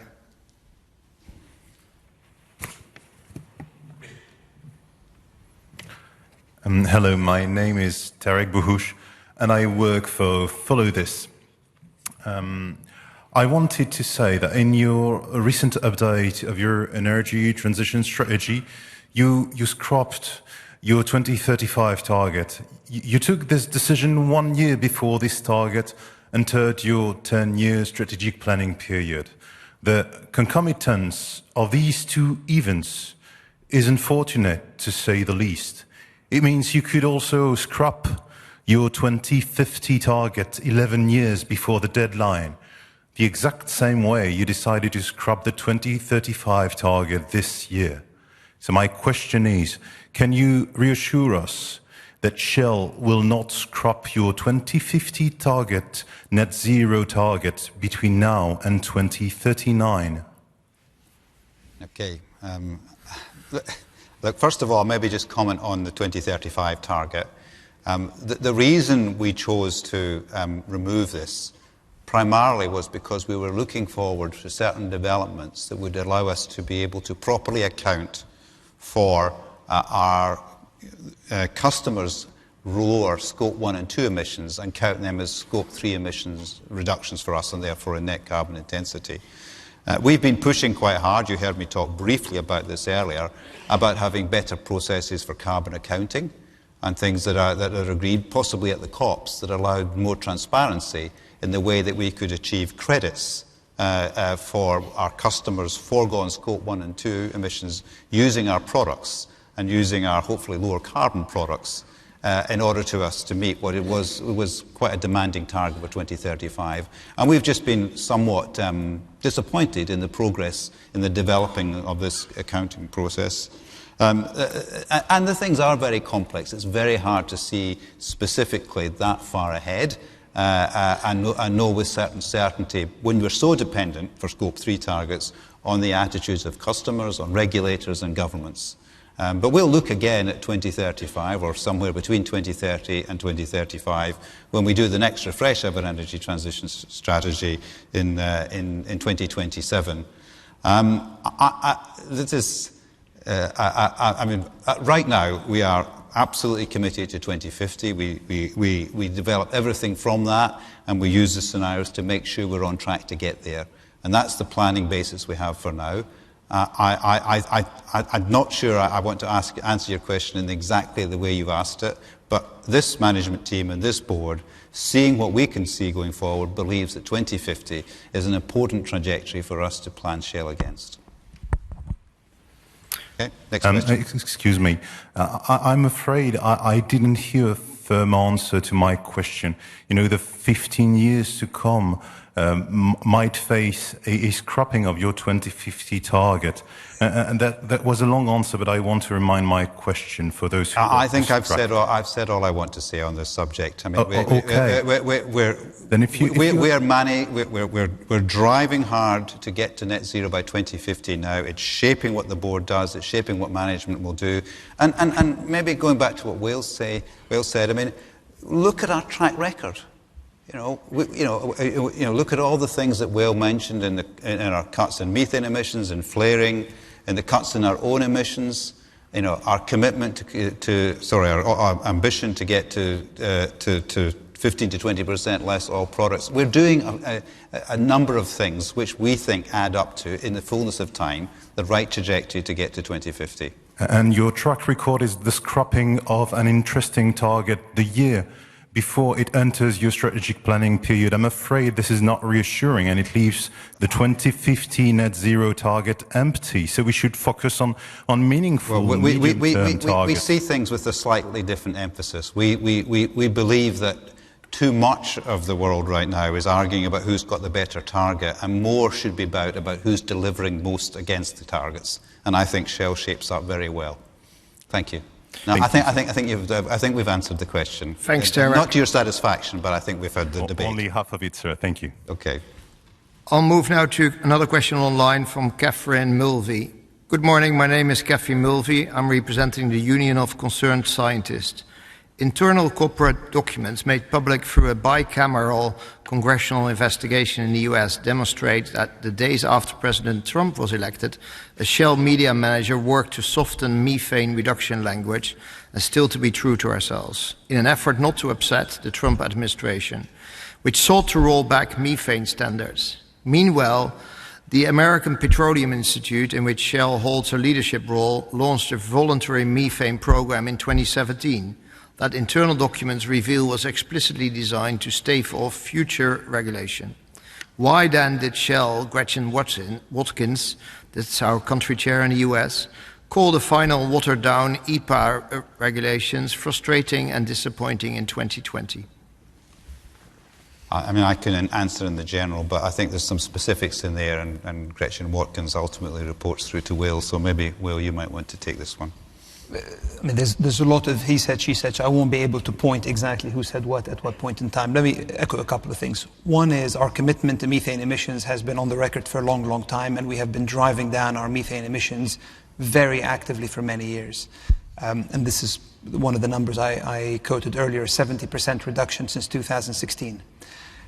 Within the organization that is mentioned there, we indeed are a participant, an active participant, and actually one of the biggest things we've been focused on is ensuring that the organization focuses on advocacy around reducing methane emissions. We've been very transparent with colleagues in that body, and we have also been very active, not just in the US, but around the world, in encouraging increased regulations to be able to minimize methane emissions. This is why we were one of the players who committed to near zero methane emissions by 2030. This is a prize that is in our collective grasp. And it's back to the frustration that I hear in some of the voices in the audience.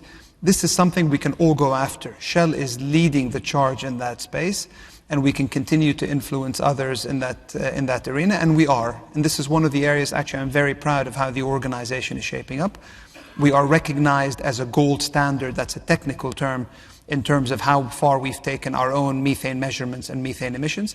And that, I think, all speaks to our effort in that space. And so you'll see us continue to advocate in favor of more methane regulations to be able to minimize those emissions. Thank you. Thank you, Well.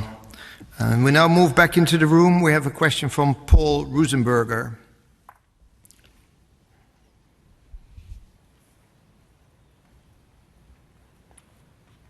Thank you.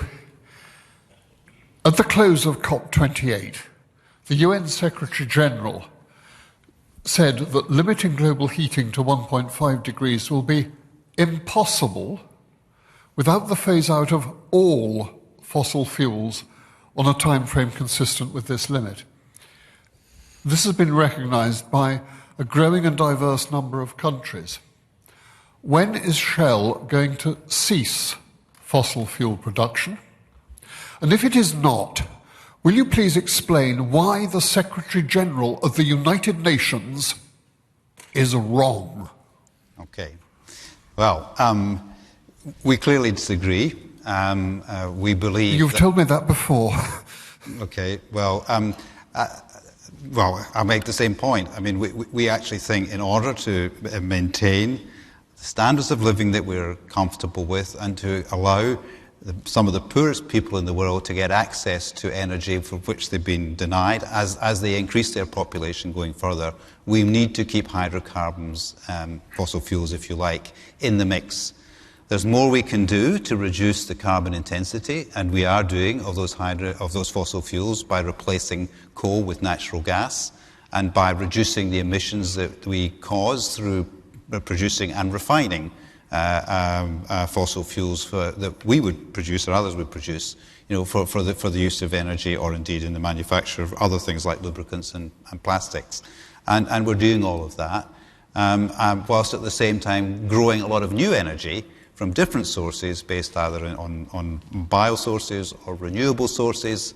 And we're also considering the possibility of large offsets. In some cases, abatement through carbon capture and storage. In other cases, through the use of things like nature-based solutions. And that's how we think we'll get to net zero, in a way that we arrive there in a just way that doesn't lead to quite unacceptable disruptions to supply or increases in price. And we would put it humbly to the Secretary General of the UN. We need to come up with a strategy that gets to net zero, that includes fossil fuels for the sake of being fair to all of the world.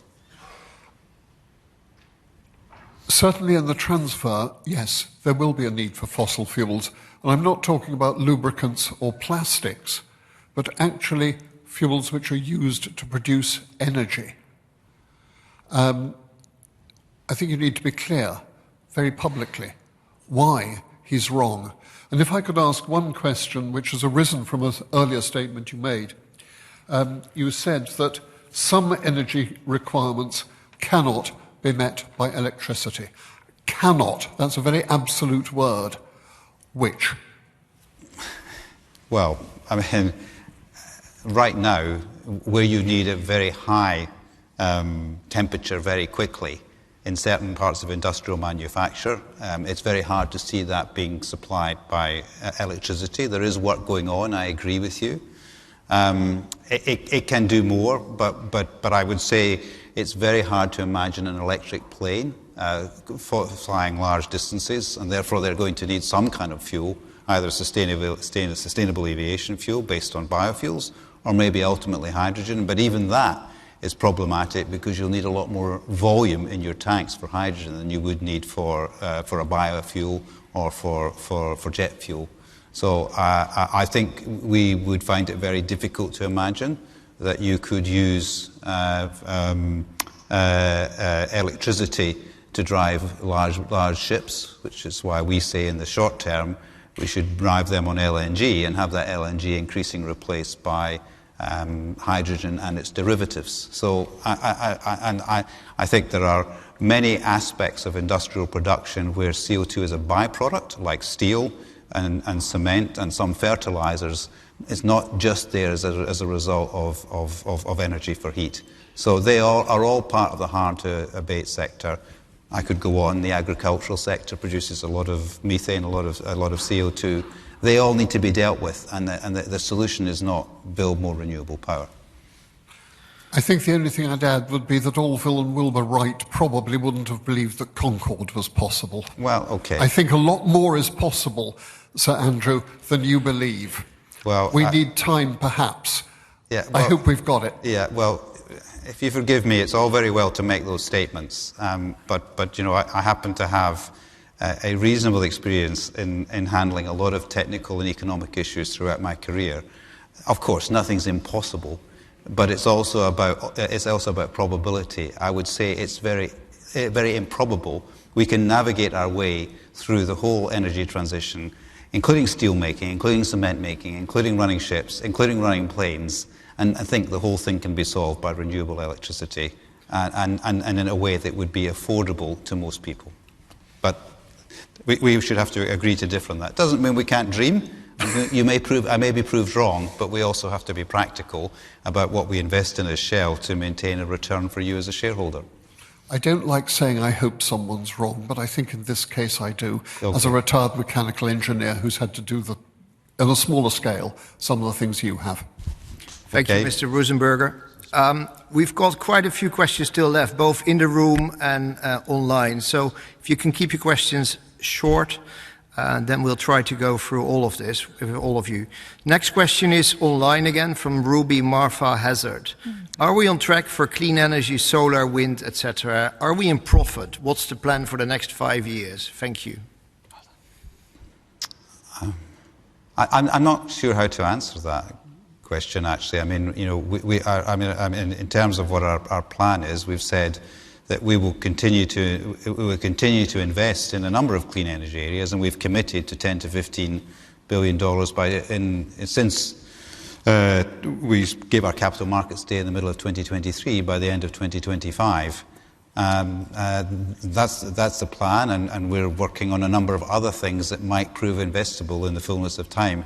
But as you've heard in the recent debate, there's a lot of technical and economic imponderables to be exactly clear what we're going to invest in. But we're getting ready to invest when the demand is there and the technology is there and some of the regulation is there. And of course, we're trying to contribute to all of that as well. Thanks, Sir Andrew. We've got now 2 questions from Cosima Gretton. The first question is, your plan to invest billions in low-carbon solutions. Could you provide a breakdown of your investments in low-carbon alternative fuel companies today? What are you doing to ensure these companies are successful? And what's the evidence of your ongoing support? So that's the first question.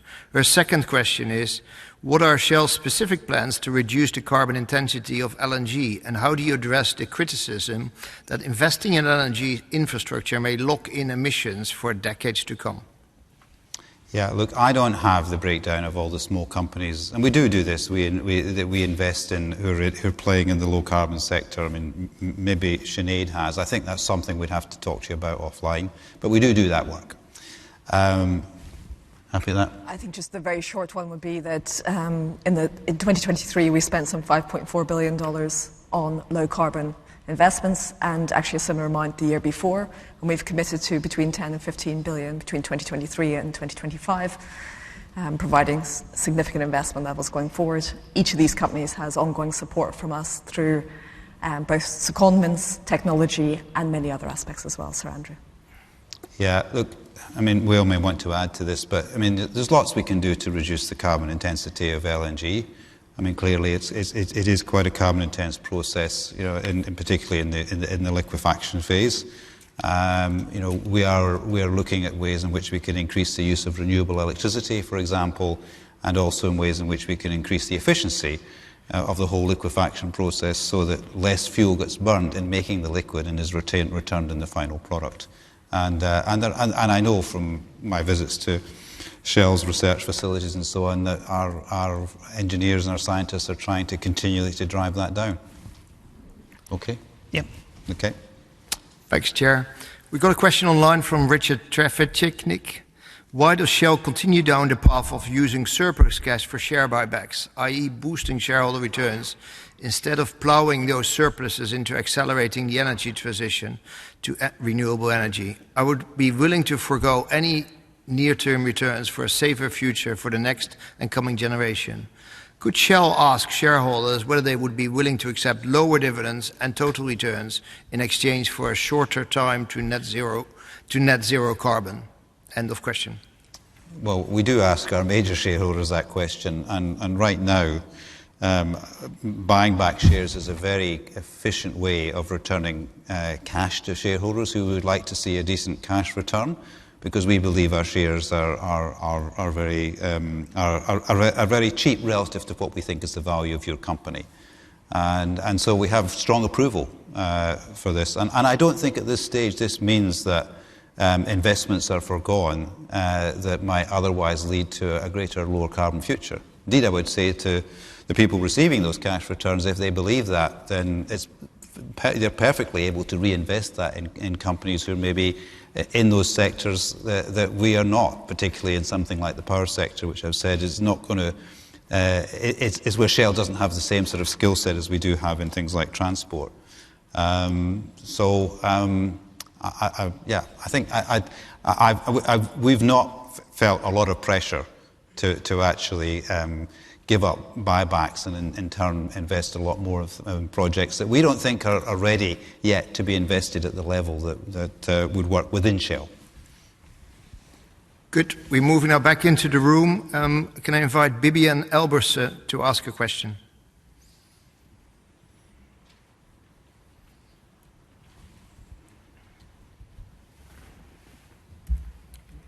BB's gone to the toilet. Okay. So I also submitted Needs a to question. happen, Mikaela yeah. Loach, can I just do mine now? Is that Yeah, fair? sure.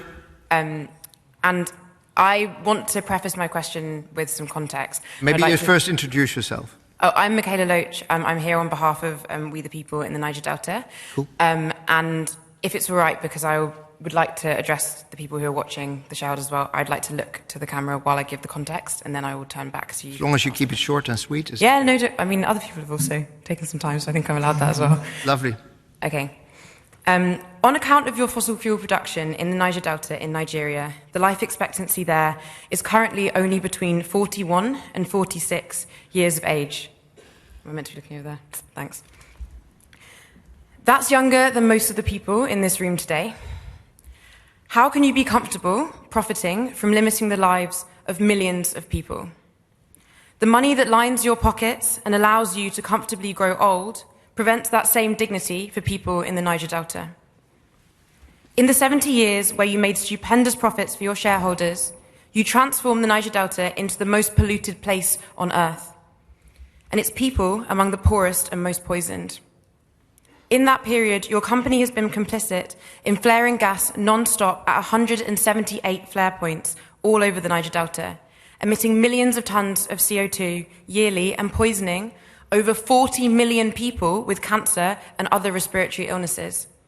Several reputable studies have established that methane, carbon dioxide, and other chemicals from flared gas poison people with cancer, respiratory illnesses, birth defects, and diseases of the skin. When it rains, the poisonous chemicals in the atmosphere return to further pollute the soil and rivers, reducing farm fertility and killing fishes. Several scientific reports, including those from the United Nations Environment Programme, have been published, all of them indicting you for massive pollution and poisoning. They have confirmed that your activities have led directly to major health risks and livelihood losses. This is not speculation, these are facts. But it feels important now to share a human story. Our friend's only water source, a hand-dug well, has produced nothing but crude oil for 3 years. In 1 year alone, our friend unexpectedly lost his sister, his father, and his baby niece. Up until now, Shell has refused to accept that its ruptured pipe is the source of the pollution that has contaminated the drinking water of the entire community. I'm sorry, could you maybe ask a question? It's I said 1 to 2 minutes. I've already given you 3 or 4. Sorry, could you ask a question? Thank you. Heartbreakingly, this is the reality for countless families as a result of your pollution.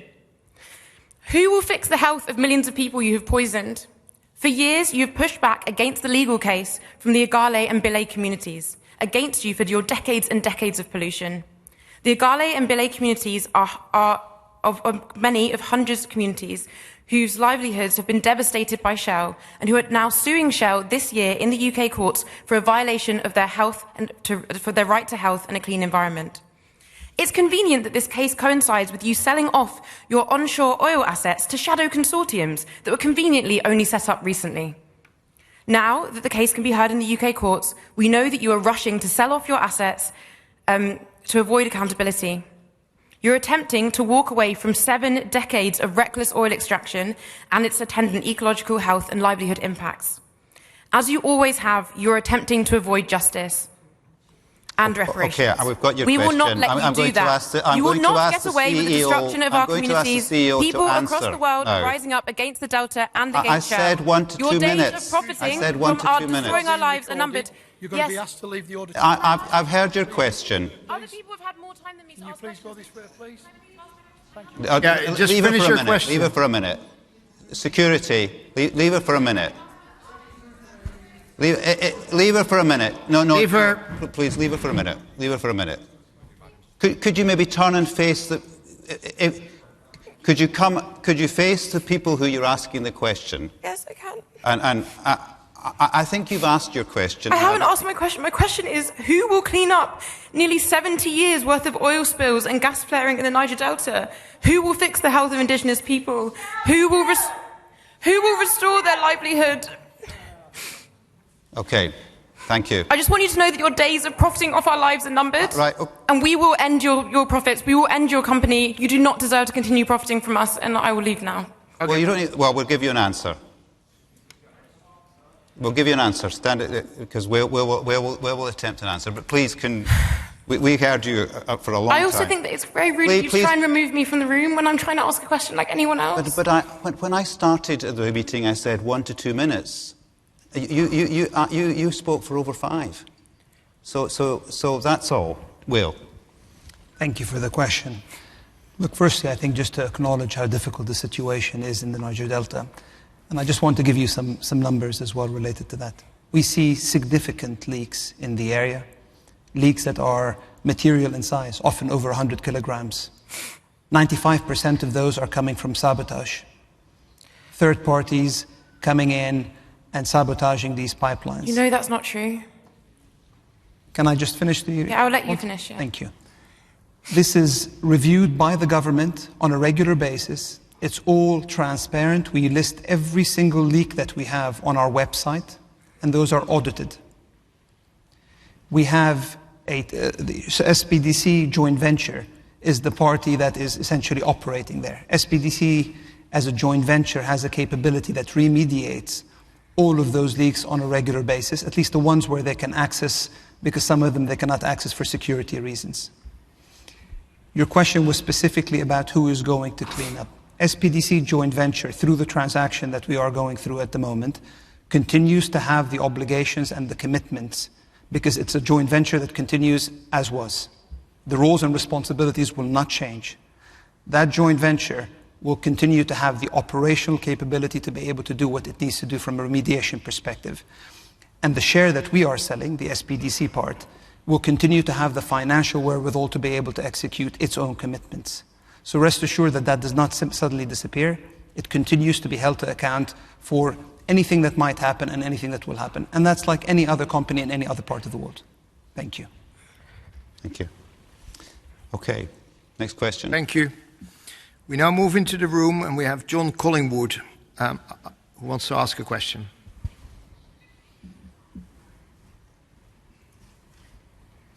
Thank you, Mr. Chairman.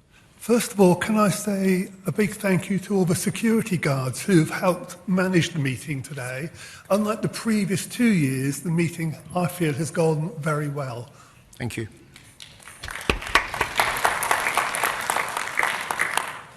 My question is concerning newspaper reports that Shell is looking at changing its stock exchange location from London to New York. Having recently changed from a joint Amsterdam-London listing, why does the company now want to move to New York? And what accountability will the UK shareholders have if there is no annual general meeting in the UK? Okay, well, let me reassure you that this is not a live issue being discussed at the Shell board. There is a lot of speculative media about it. And of course, we have to acknowledge if there is some way in which we can close the valuation gap between us and our US competitors, we will explore it in time. But it's not a live issue right now. Right now, we are determined to pursue our energy transition strategy to increase free cash flow and free cash flow per share. And Will and his team are doing a remarkable job in actually lifting the performance of this company. And while that goes on, when we really don't know quite how to benchmark ourselves against other places in the world. But be reassured, yes, it's not that long since we've moved here, and we don't have itchy feet. We just have to entertain possibilities all the time to increase the share price, but it's not a live issue. Should you decide to move to New York, will there be a shareholder vote on that, or will it be automatically decided? Well, I think you're going much further than I would do. You're having a discussion with me that we've not even had a discussion at the board with. But of course there's a vote. It cannot happen without a vote, and it needs a substantial majority. Yeah. But it is not a live issue. It's not being discussed. And right now we're committed to improve the performance of this company, and as we are so doing, by remaining here in London. Thank you. Okay. Thank you, Mr. Collingwood. I'm asking now Mr. Robert Barrett, although he had a similar question. So does Mr. Barrett still want to ask his question? Okay. Go ahead, Mr. Barrett.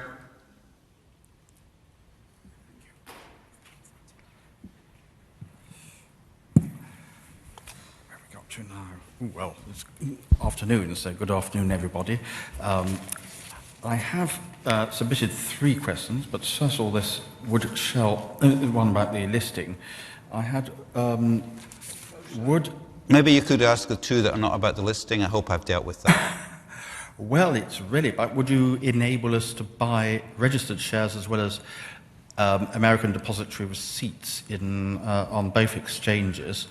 Look, I'm not going to answer that question. It's giving a sort of credibility to the possibility we might move that is not live. Well, the next one is about financial figures for the last 15 years on the website and showing the operating cash flow, both per share plus for the group for the last 15 years.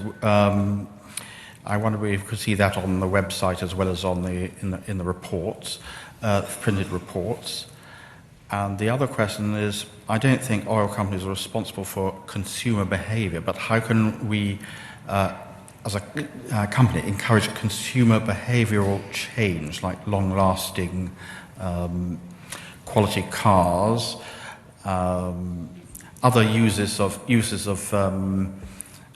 oil as secondary sources of energy?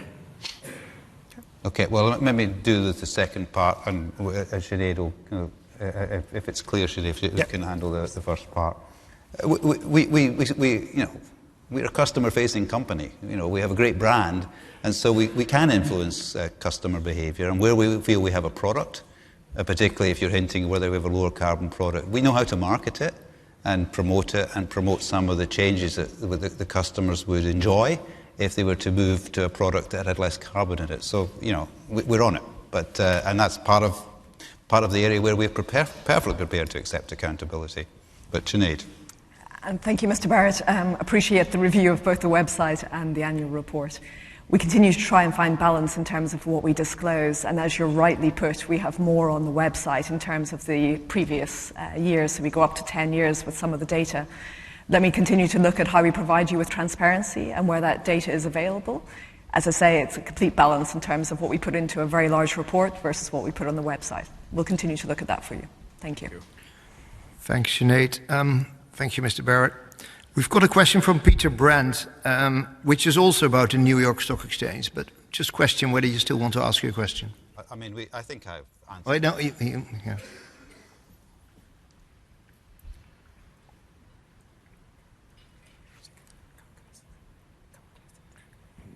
Yes, thank you, Mr. Chairman. You've already answered my question about whether we should be or whether we are considering listing on the New York Stock Exchange in addition to London. And I think you've already said that it's not a live issue.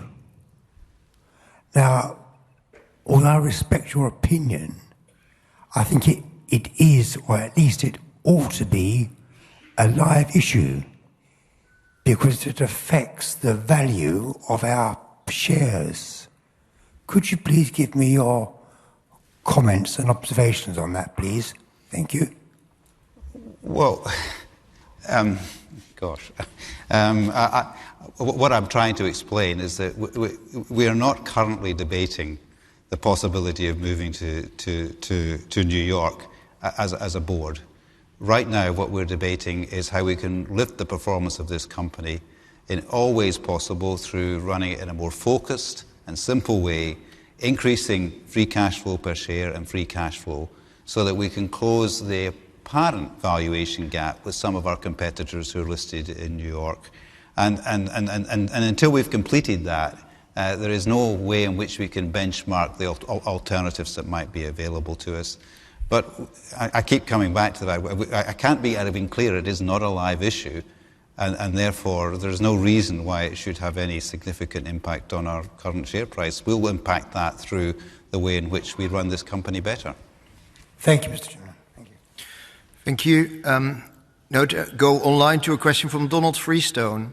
It's good to see that Shell has had another good year and that shareholders and employees are benefiting from that. Might I ask Shell's management now to spare a thought for its former UK-based employees, now beneficiary of the SCPF and the SOCPF pension funds, who have now missed out on the discretionary increases in pensions in line with the RPI over the past few years and are now 6.5% to 10.8% worse off in real terms. Discretionary increases in times of high RPI were formerly in the 90s routine despite the maximum guaranteed 7% increase. And the pension funds have ample reserves to deal with this. Shell has not had to contribute to these funds anyway since 2014, and it would seem any requirement to guarantee future pensions is well within the company's financial capabilities. Okay.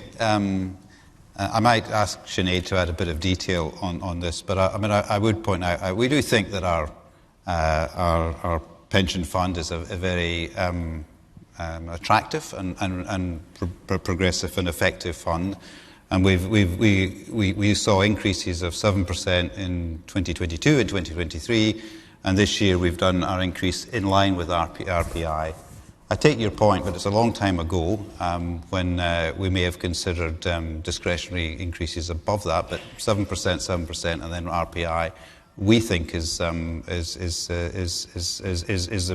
a good outcome for current pensioners, but also is a good outcome for the fund as we look to pay a decent pension in the years to come. Nothing to add, Chair. Okay. We have now a question from David Summers in the room. Mr. Summers, go ahead. Thank you, Chairman. It's on the same and similar subject, but there might be a little bit of repetition, but I just want to amplify a few points, if I may, sir.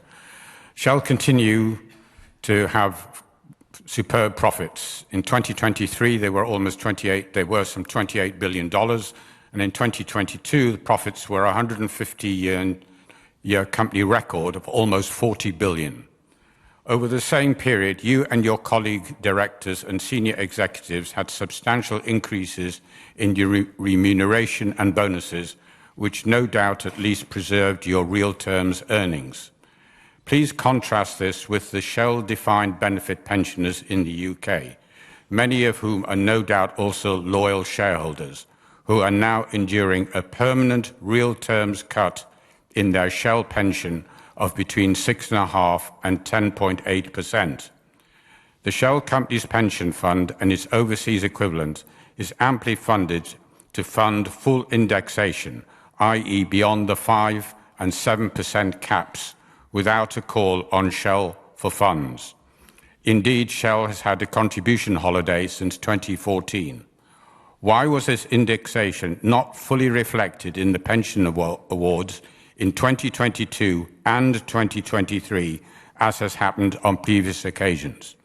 Why, with RPI inflation in 2022 of 13.4%, was the discretion to avoid pension increases in 2023 above the 5% and 7% caps not exercised as it had been done previously? Can I please request that this is reconsidered? Otherwise, the consequence is a permanent real terms reduction in the Shell pension of between 6.5% and 10.8%. Whatever happened to go well with Shell? Thank you. Okay, well, thank you for your comment. Look, of course, we understand some of the pressures that the recent high levels of inflation have put on people, and including Shell pensioners, and we understand all issues of the cost of living crisis. I'm on slightly thin ground here, but I don't think it's right to say that the increases enjoyed by Shell staff has in some way been in excess of what we've been able to pay our pensioners. And I think the rest of the questions, part of the question I've answered already. I don't know if there's anything you want to add, Sinead. No, I think, Chair, you've said it well. That the pension is paid in full in line with the trust, and you're correct, sir, that the last time that it was above RPI was 30 plus years before. That was the last time we did so.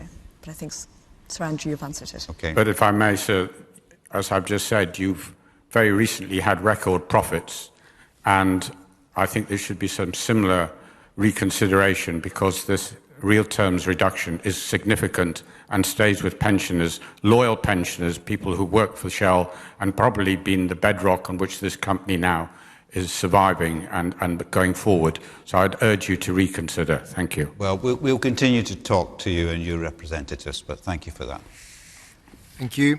We will now move back into the room again. Can I remind people to have short questions, please, because we still have quite a few to go through.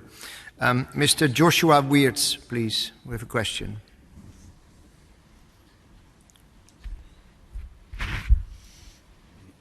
Hello, thank you, Chair. My question regards the rise of generative AI and its effects on the infrastructure investment that we bring of the live LNG supercycle. And we maintain the proxy revolution of the shareholder distribution, that we bring digital infrastructure into a regenerative approach. Green infrastructure will inevitably hold onto changing times, play onto a gallant energy transition ballad, out to achieve with a collective effort to the generative the shape of the change. Tackling climate change, we must not do so, and we, the world of 2050, must meet basic demands to keep up with rising ambitions.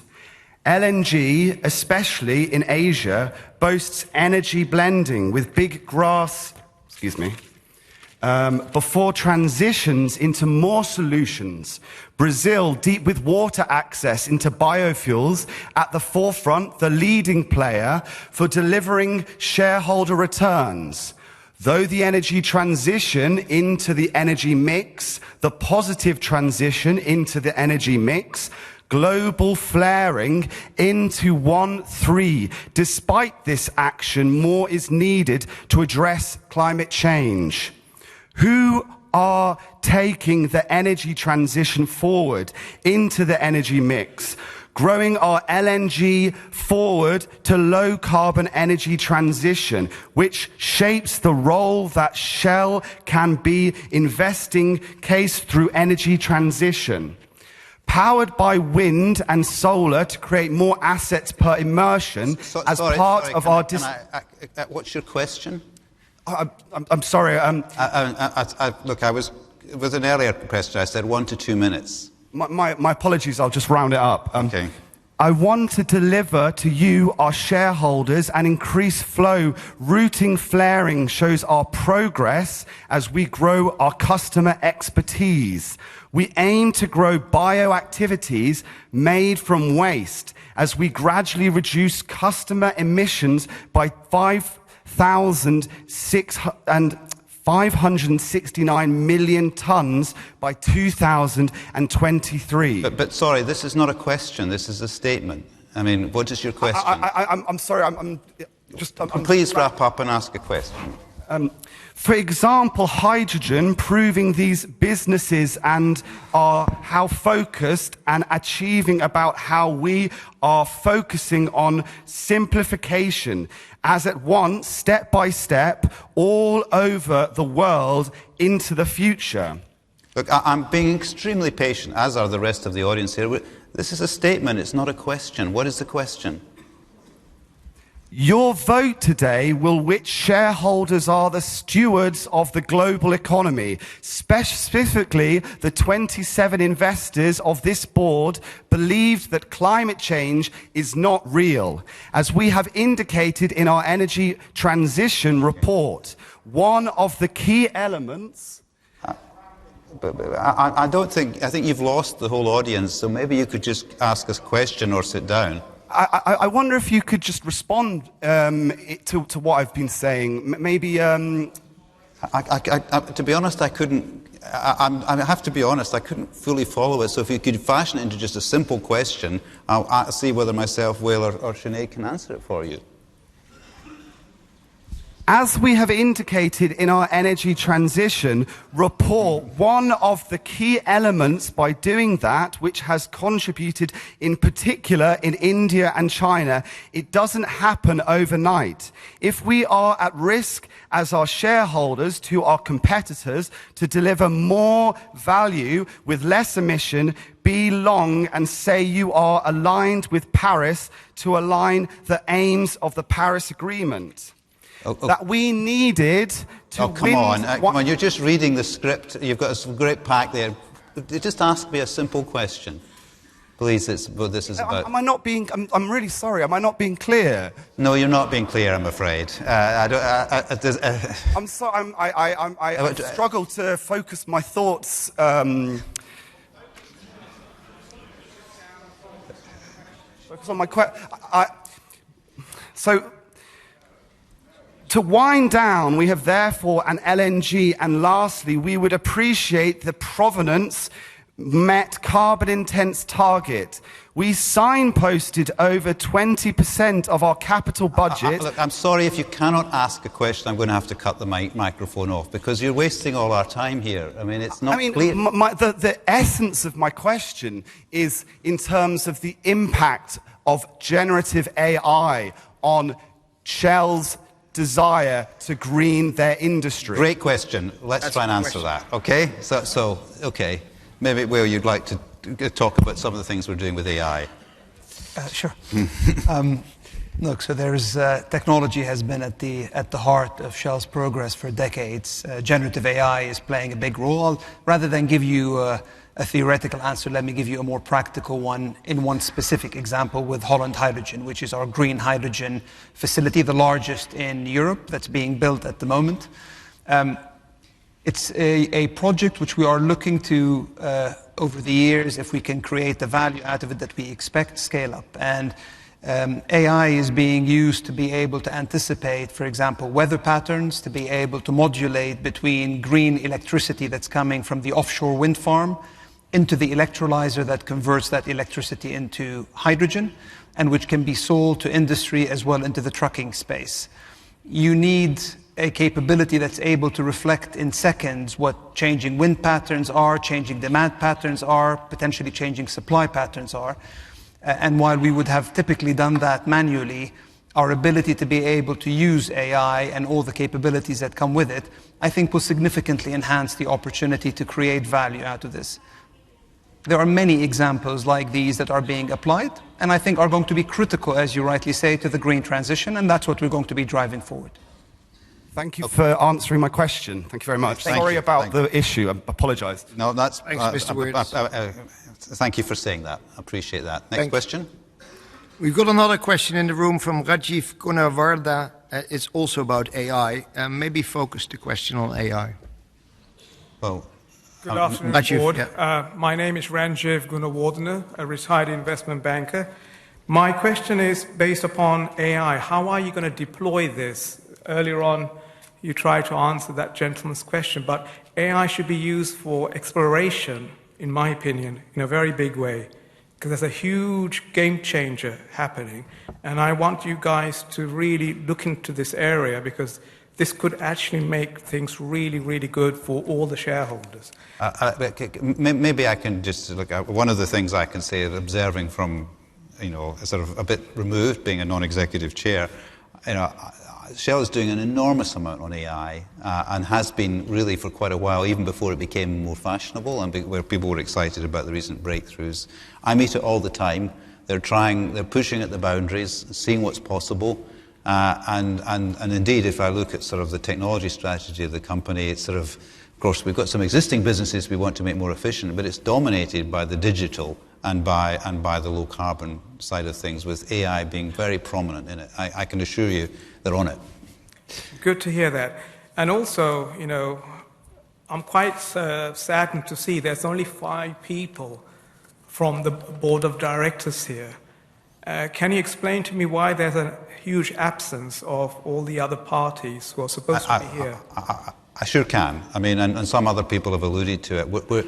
After the very difficult meetings we've had last year and the year before last year, we're struggling to find a format that actually, allows a little bit of protest, but not one that actually wrecks the whole meeting, and one that makes gives us the best access to the most shareholders in a way that an AGM was designed to do, and has the lowest cost.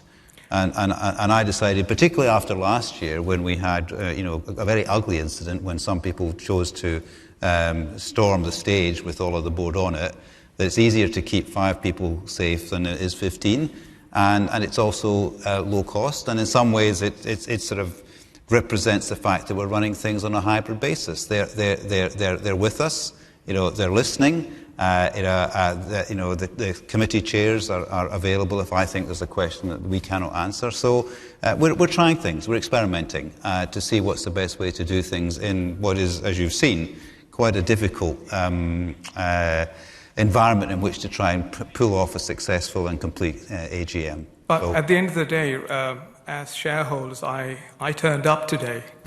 And I expect the board to turn up as well. I understand all the challenges we might face. But I think going forward in the future, everybody should be here.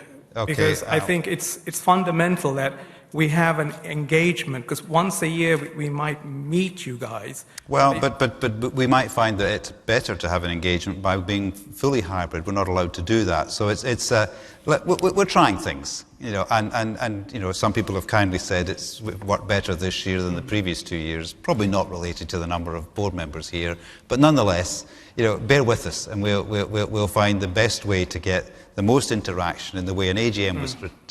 And also, a final point I'd like to mention is that when shareholders want to engage with the board, I find it quite unusual and extraordinary that the operator is not prepared to transfer the call.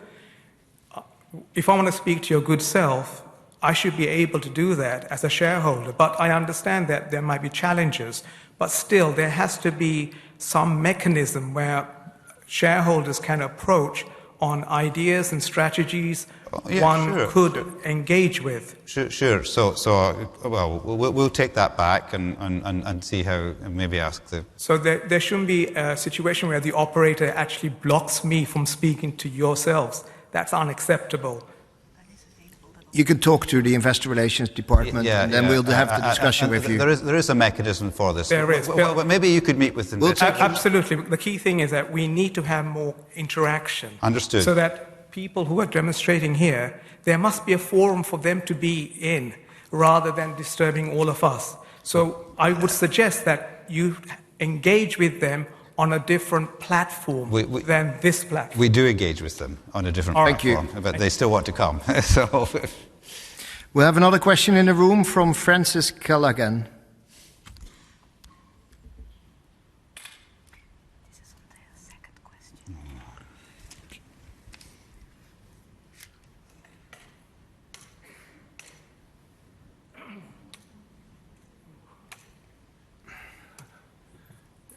Good afternoon. Private shareholder. Just 2 very simple questions. Why did the board go for a 10 o'clock meeting rather than 11 or 11:30 as your peers do?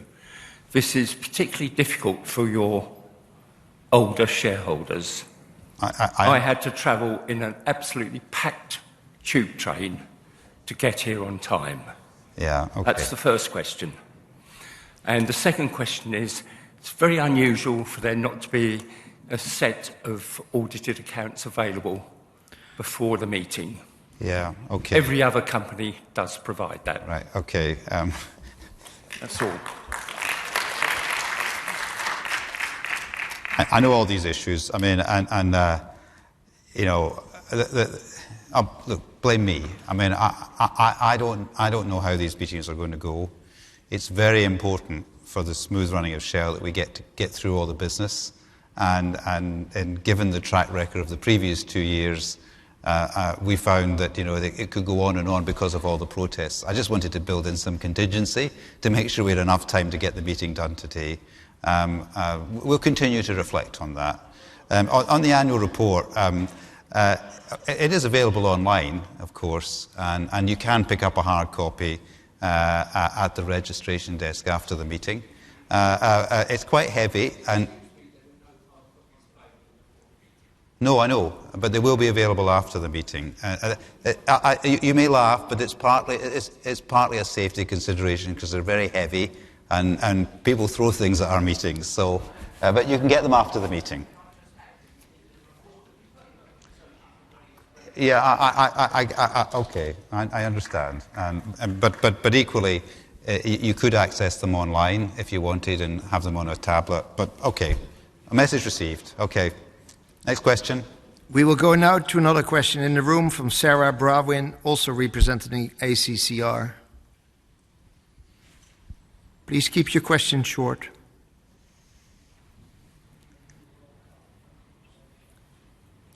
Thank you. My question regards the company's exploration capex, which is around double that of peers, which is notable in light of the fact that energy from these projects and positive shareholder returns would not be realised for at least a decade. And against the backdrop of the International Energy Agency stating that no new fossil fuel projects are needed within a 1.5 degree scenario. So my question is, how does this investment in exploration for new oil and gas projects represent good use of shareholder capital, and would the company consider ceasing exploration for oil and gas projects? Okay. I mean, a couple of things on that. I mean, you've heard, somewhat contentiously for some people, but that we think that hydrocarbon production is going to be required for many decades to come, particularly as it relates to gas. And so it is appropriate to continue to provide ourselves with a range of opportunities to develop in the future. I think some, if I may, on a personal level, just challenge some of what the IEA says. There's a sort of an assumption that the carbon footprint of oil is the same, irrespective of the field, irrespective of the composition of the oil, irrespective of what you make it into. It's not. It's vastly different. And actually, through doing exploration, you can provide opportunities to move to lower carbon forms of production if we want to reduce the carbon footprint of even just making hydrocarbons. And that's an optionality I think the world and Shell would have. I'd also commend to you the fact that we live in some very uncertain times. There's a lot of geopolitical cracks appearing on the earth, which may actually mean that there are many parts of the world may not be able to supply the other parts of the world, and therefore some diversification of supply, I think, is sensible. But that's all against the backdrop of us wanting to get to net zero, but in a way that we assume that hydrocarbons will still be in the mix, but appropriately abated. And so I think it's an appropriate use of our capex, and it will also have to meet all the challenges that Sinead and the board apply to make sure that it's giving a decent return to the shareholder on a risk basis. Okay, next question. Thank you. Thanks. We've got a question online from Mr. Donovan. Mr. Donovan has a comment and a consideration for our board. In the first instance, I would like to thank our board for the continued performance of the company in the light of opposition and harassment from many nefarious organizations. It is possible that the political conditions in the United Kingdom in terms of doing business could worsen significantly in the foreseeable future. Whilst the board may not wish to comment, this shareholder would like the board to acknowledge that they have at least listened to his point of view. The board should not hesitate, should there be a deterioration in the conditions for doing business in the UK, in giving consideration to moving our business away from the UK and finding a more welcoming place to situate the headquarters of our company. The board should consider the risk of reimposition of exchange controls in the UK and how it might impact our company. End of question and statement. Look, I think I've commented on this general issue and some of the questions about the listing earlier. You've given me the opportunity not to comment further, and we as a board consider these risks continually.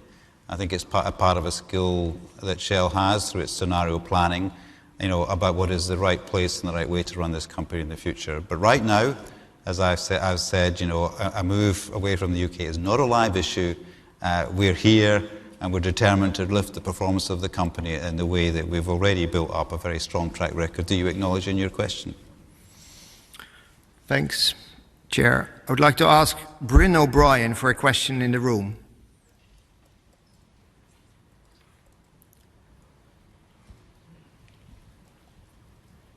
Hello, Sir Andrew, Mr. Chairman, CEO, board members, fellow shareholders. Sir Andrew, my name is Bryn O'Brien. I also represent the ACCR. You may remember conversations we had when you were CEO of BHP. I do indeed. I'm going to come to my question, but first I'd like to offer two brief observations. One is just about the conduct of this AGM, and I just want to note for fellow shareholders that the one shareholder who has been surrounded by security staff for going a little over time was a young woman of colour. That makes me as a shareholder feel deeply uncomfortable, and I hope that it makes the board feel uncomfortable and fellow shareholders, because literally you had a performance art piece that you just threatened to cut off the microphone for. That wasn't an option that was offered to the young woman who asked the question about some very serious human rights concerns. And I just think it's very important for the board to reflect on that moment, which was highly, highly regrettable in my view. The other observation I'd like to make is about your use, the board's use today and in documentation about the term low carbon when it's applied to LNG. The observation I would make, and particularly given the litigious environment in which we operate and the legal risks that shareholders do not want to be exposed to, and I note that I personally am a shareholder and so is my organisation, the use of low carbon, the use of that term in relation to LNG, the days of the use of that term are numbered.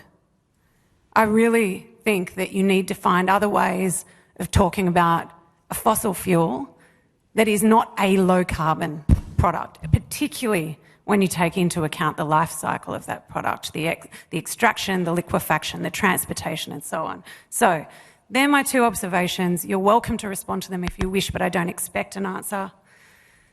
My question is about Shell's political influence, particularly in emerging markets, and we've been fortunate to have a dialogue with your team, and we welcome Shell's commitment to make more disclosures about the lobbying that the company is doing in emerging markets. However, we've been having those conversations at a certain level within the company, and I really want to ventilate this concern, which is a real concern for us and other shareholders, around Shell's lobbying directly and indirectly for the lock-in of further fossil fuels demand in emerging markets. Let me give you one example, and that's from we've published a report on this, but the Federation of Indian Petroleum Industry, FIPI. Shell's a member of the governing body, it's a member of various committees, and that organisation is not just advocating for coal to gas switching, and I think that's another area of concern in the narrative from this company, that coal to gas switching narrative comes without context. That's a problem. We'd like to see more context on it. But the other areas of lobbying by this organisation are advocating for market creation in terms of the use of LNG in transportation, lobbying for tax changes to incentivise fossil fuels consumption. I guess the concern is, and then the question to you is, if you find in your review of industry associations and your direct and indirect lobbying that in emerging markets where you're not currently making disclosures about the lobbying that this company is doing, if you find that there is lobbying going on that is squeezing out renewables, vital, cheap renewables and battery storage coming into those systems, will you see, as you did at BHP, will you see that lobbying come to an end? Look, I can't comment on the individual association, but maybe I can comment a bit more general on some of the issues that you've raised. I know of examples, including from my time at BHP, where the provision of LNG was absolutely critical for our country to go from coal to renewables. So I've seen it work, and I've been proud to be associated with that, where I brought LNG into a company that displaced coal power generation, but ultimately created a surge in investment in solar and wind. So it can work, and I think it's fine to think about batteries and so on to bring stability to the grid when you do these things. But for countries which, in many cases, have no domestic supply of energy and are importing things otherwise, who then want to go into renewables, having gas-fired power stations is a great way of doing that. So that's all I can comment from my own experience. From my experience at Shell, they do, as was done at BHP, and we do, I'm sure they still do it, review all of their associations in deciding which ones to remain a member and not, and choose to leave some and stay in others for a number of reasons. Sometimes because there are some things we don't agree with them on, but there are other things we do, and that's a reason for staying in something, because you want the lobbying for the things that you do, and you don't find the other lobbying particularly discordant, even though you may not fully agree with it. I guess it's one thing to say that you think that there's a role for LNG. It is another, in the context of an opening statement today where you talked about the need for governments and customers to be active on the transition. You wish you could wind the clock forward, in your words, to a better future. And at the same time, you are lobbying, Shell is lobbying, with shareholders' money, it is lobbying to slow down that transition. And so you may not know that it is doing that. We've published a report on it. You're welcome to read it. And when we look forward to ongoing dialogue. But that is the case. You are lobbying to lock in future demand for fossil fuels and to slow down transition. So if you are genuinely committed to the transition, I call on you to eliminate that lobbying from your portfolio of industry associations. Well, thank you. We'll look at it, but we do report our lobbying annually. It's published, and if organisations are not aligned, we stop membership. But let's maybe leave it there. I do want to come back to your initial statements, by the way.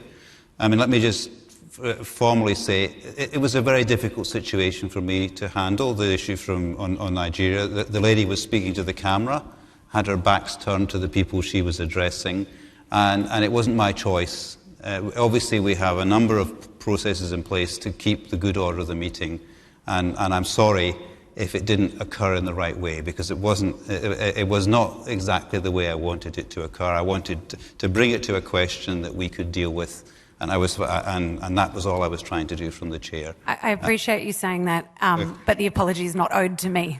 Okay, well, okay. All right, next question. Next question. We've got a question in the room from Bonaventura de Menezes. Mr. Chairman and the Board of Directors, I am very surprised at the criticisms on all of you, where I can see the criticism should be on the government of this country. Instead of improving the environment, they're building factories which is going to pollute the atmosphere. And I'm disgusted, but I will commend all the oil companies. They're doing their best.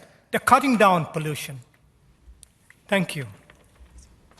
Okay, thank you for your short question. Rather than answer it, I just would say, look, as I've said, we all say, navigating our way through the energy transition requires a partnership between the private sector, between governments and customers, and we all have our part to play. Okay, next question. Got two more questions. We got one more question online and one more question in the room. Cheryl Kyoza has the following statement and question. I'm both a private investor in your company and a representative of the TEA, the Engagement Appeal, a constructivist, difficult word for Dutch guy, constructivist organization that seeks increased alignment between companies and individuals as a route for modernizing investor relations. In your opinion, what matters most of the younger generation of individual investors? First question. Especially within our difficult economic circumstances, what impact do you think, if any, could individual investors deliver to Shell's overall performance? Last question. What more, if anything, can companies like Shell do to educate, empower, or engage individuals on capital markets and investing to improve your relationship and engagement with protesters? Okay. I'm a little bit a little bit at a loss here. I'm just trying to reflect on that, so I give you an intelligent answer to this. But I think ultimately the younger generation, like the people in this room, wants to invest in a company that provides a decent return for their savings, and possibly, if they're younger, they may not care about this much for their retirement. But does it in a way that they believe, which is quite subjective at times, is ethical. And I think what Shell are trying to do is honestly show how we can balance the pursuit of high returns to the shareholder with less emissions in a way that sustains this company and grows this company for decades to come, and therefore makes us a very attractive proposition that will allow a decent return to shareholder against a number of scenarios that we are ready to respond to using the skills we've got. I would like to think that if we did this in the right way, then ultimately the world would see it as a tough job to do, but one that we're doing in the most honest and practical way we can. And therefore maybe our relationship with people like the protesters would improve. But in the meantime, we have to have debates. We're entirely open to hear different views. As long as it doesn't disrupt this meeting, we're interested in people who would like to protest, and we've no problems with people protesting outside. But again, there we have to balance their form of protest with being able to handle things at this meeting, so you all can get a proper annual general meeting. And we'll keep trying. I'm sure we don't always get it right, and we'll learn from our mistakes and build on our successes. Thank you, Chair. We'll have the last question from Mr. Peter Torre. He is in the room. Good afternoon, Mr. Chairman, Board of Directors, my fellow shareholders, Peter Torre, Hendon. If anybody doesn't know where Hendon is, well, come and see me. 3 quick items, Mr. Chairman. I'm not going to make anything controversial here. Coming out the tube station this morning, I was a complete loss as to where I was to go, directed. May I suggest somebody with a sign, Shell, AGM, and an arrow. Quite simple, no technology, no book face, hands up, stand up, whatever they call it nowadays. And I still don't know who this Swift Taylor person is. Anyway. I don't want to know. Just a suggestion there, Mr. Chairman. Also,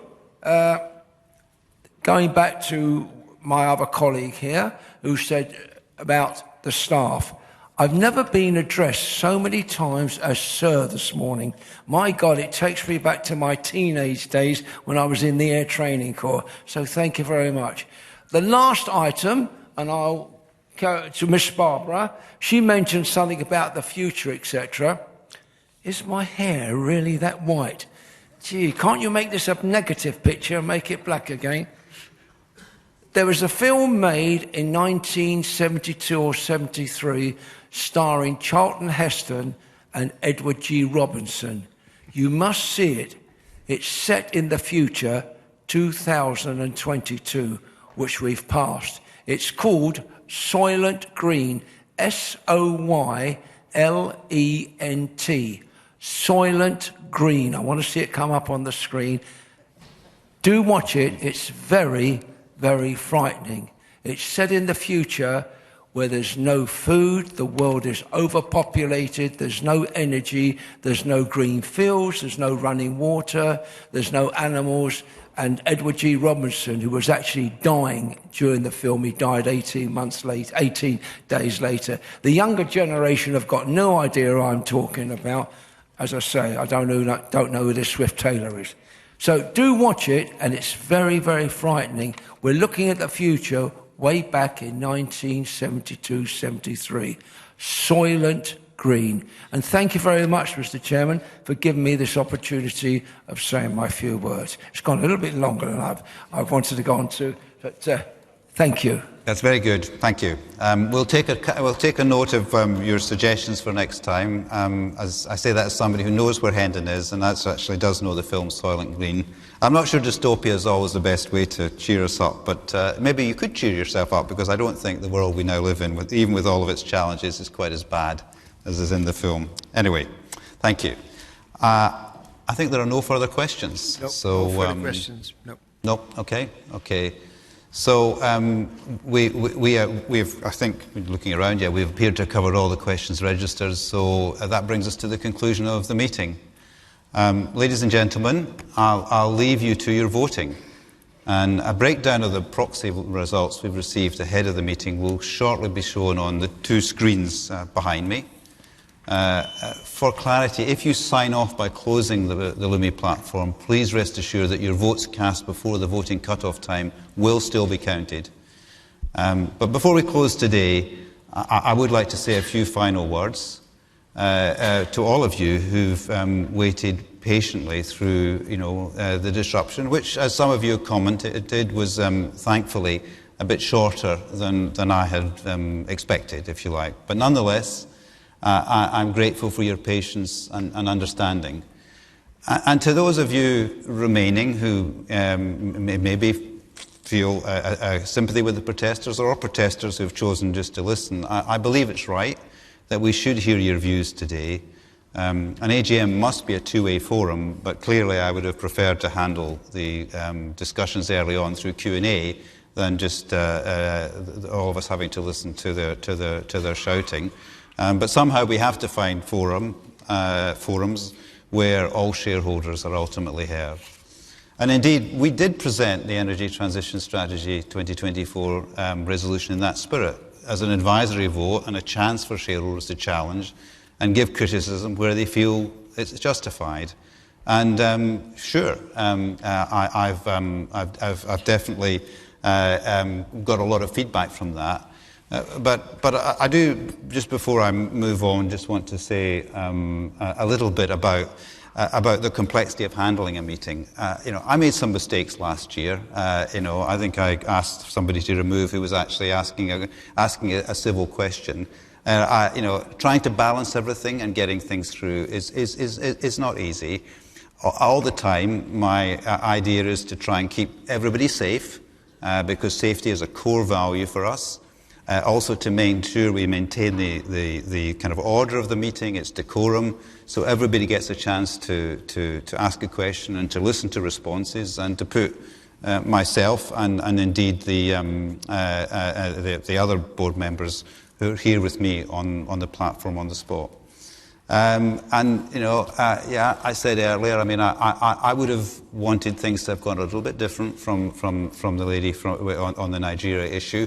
I was simply trying to make sure in the right way that we got a discussion about it rather than a presentation to a camera, so that we could address the concerns, as ultimately we were able to allow Will to do. So I apologise. That's definitely one of my mistakes this year, and I'll have to figure out how I get that better next year.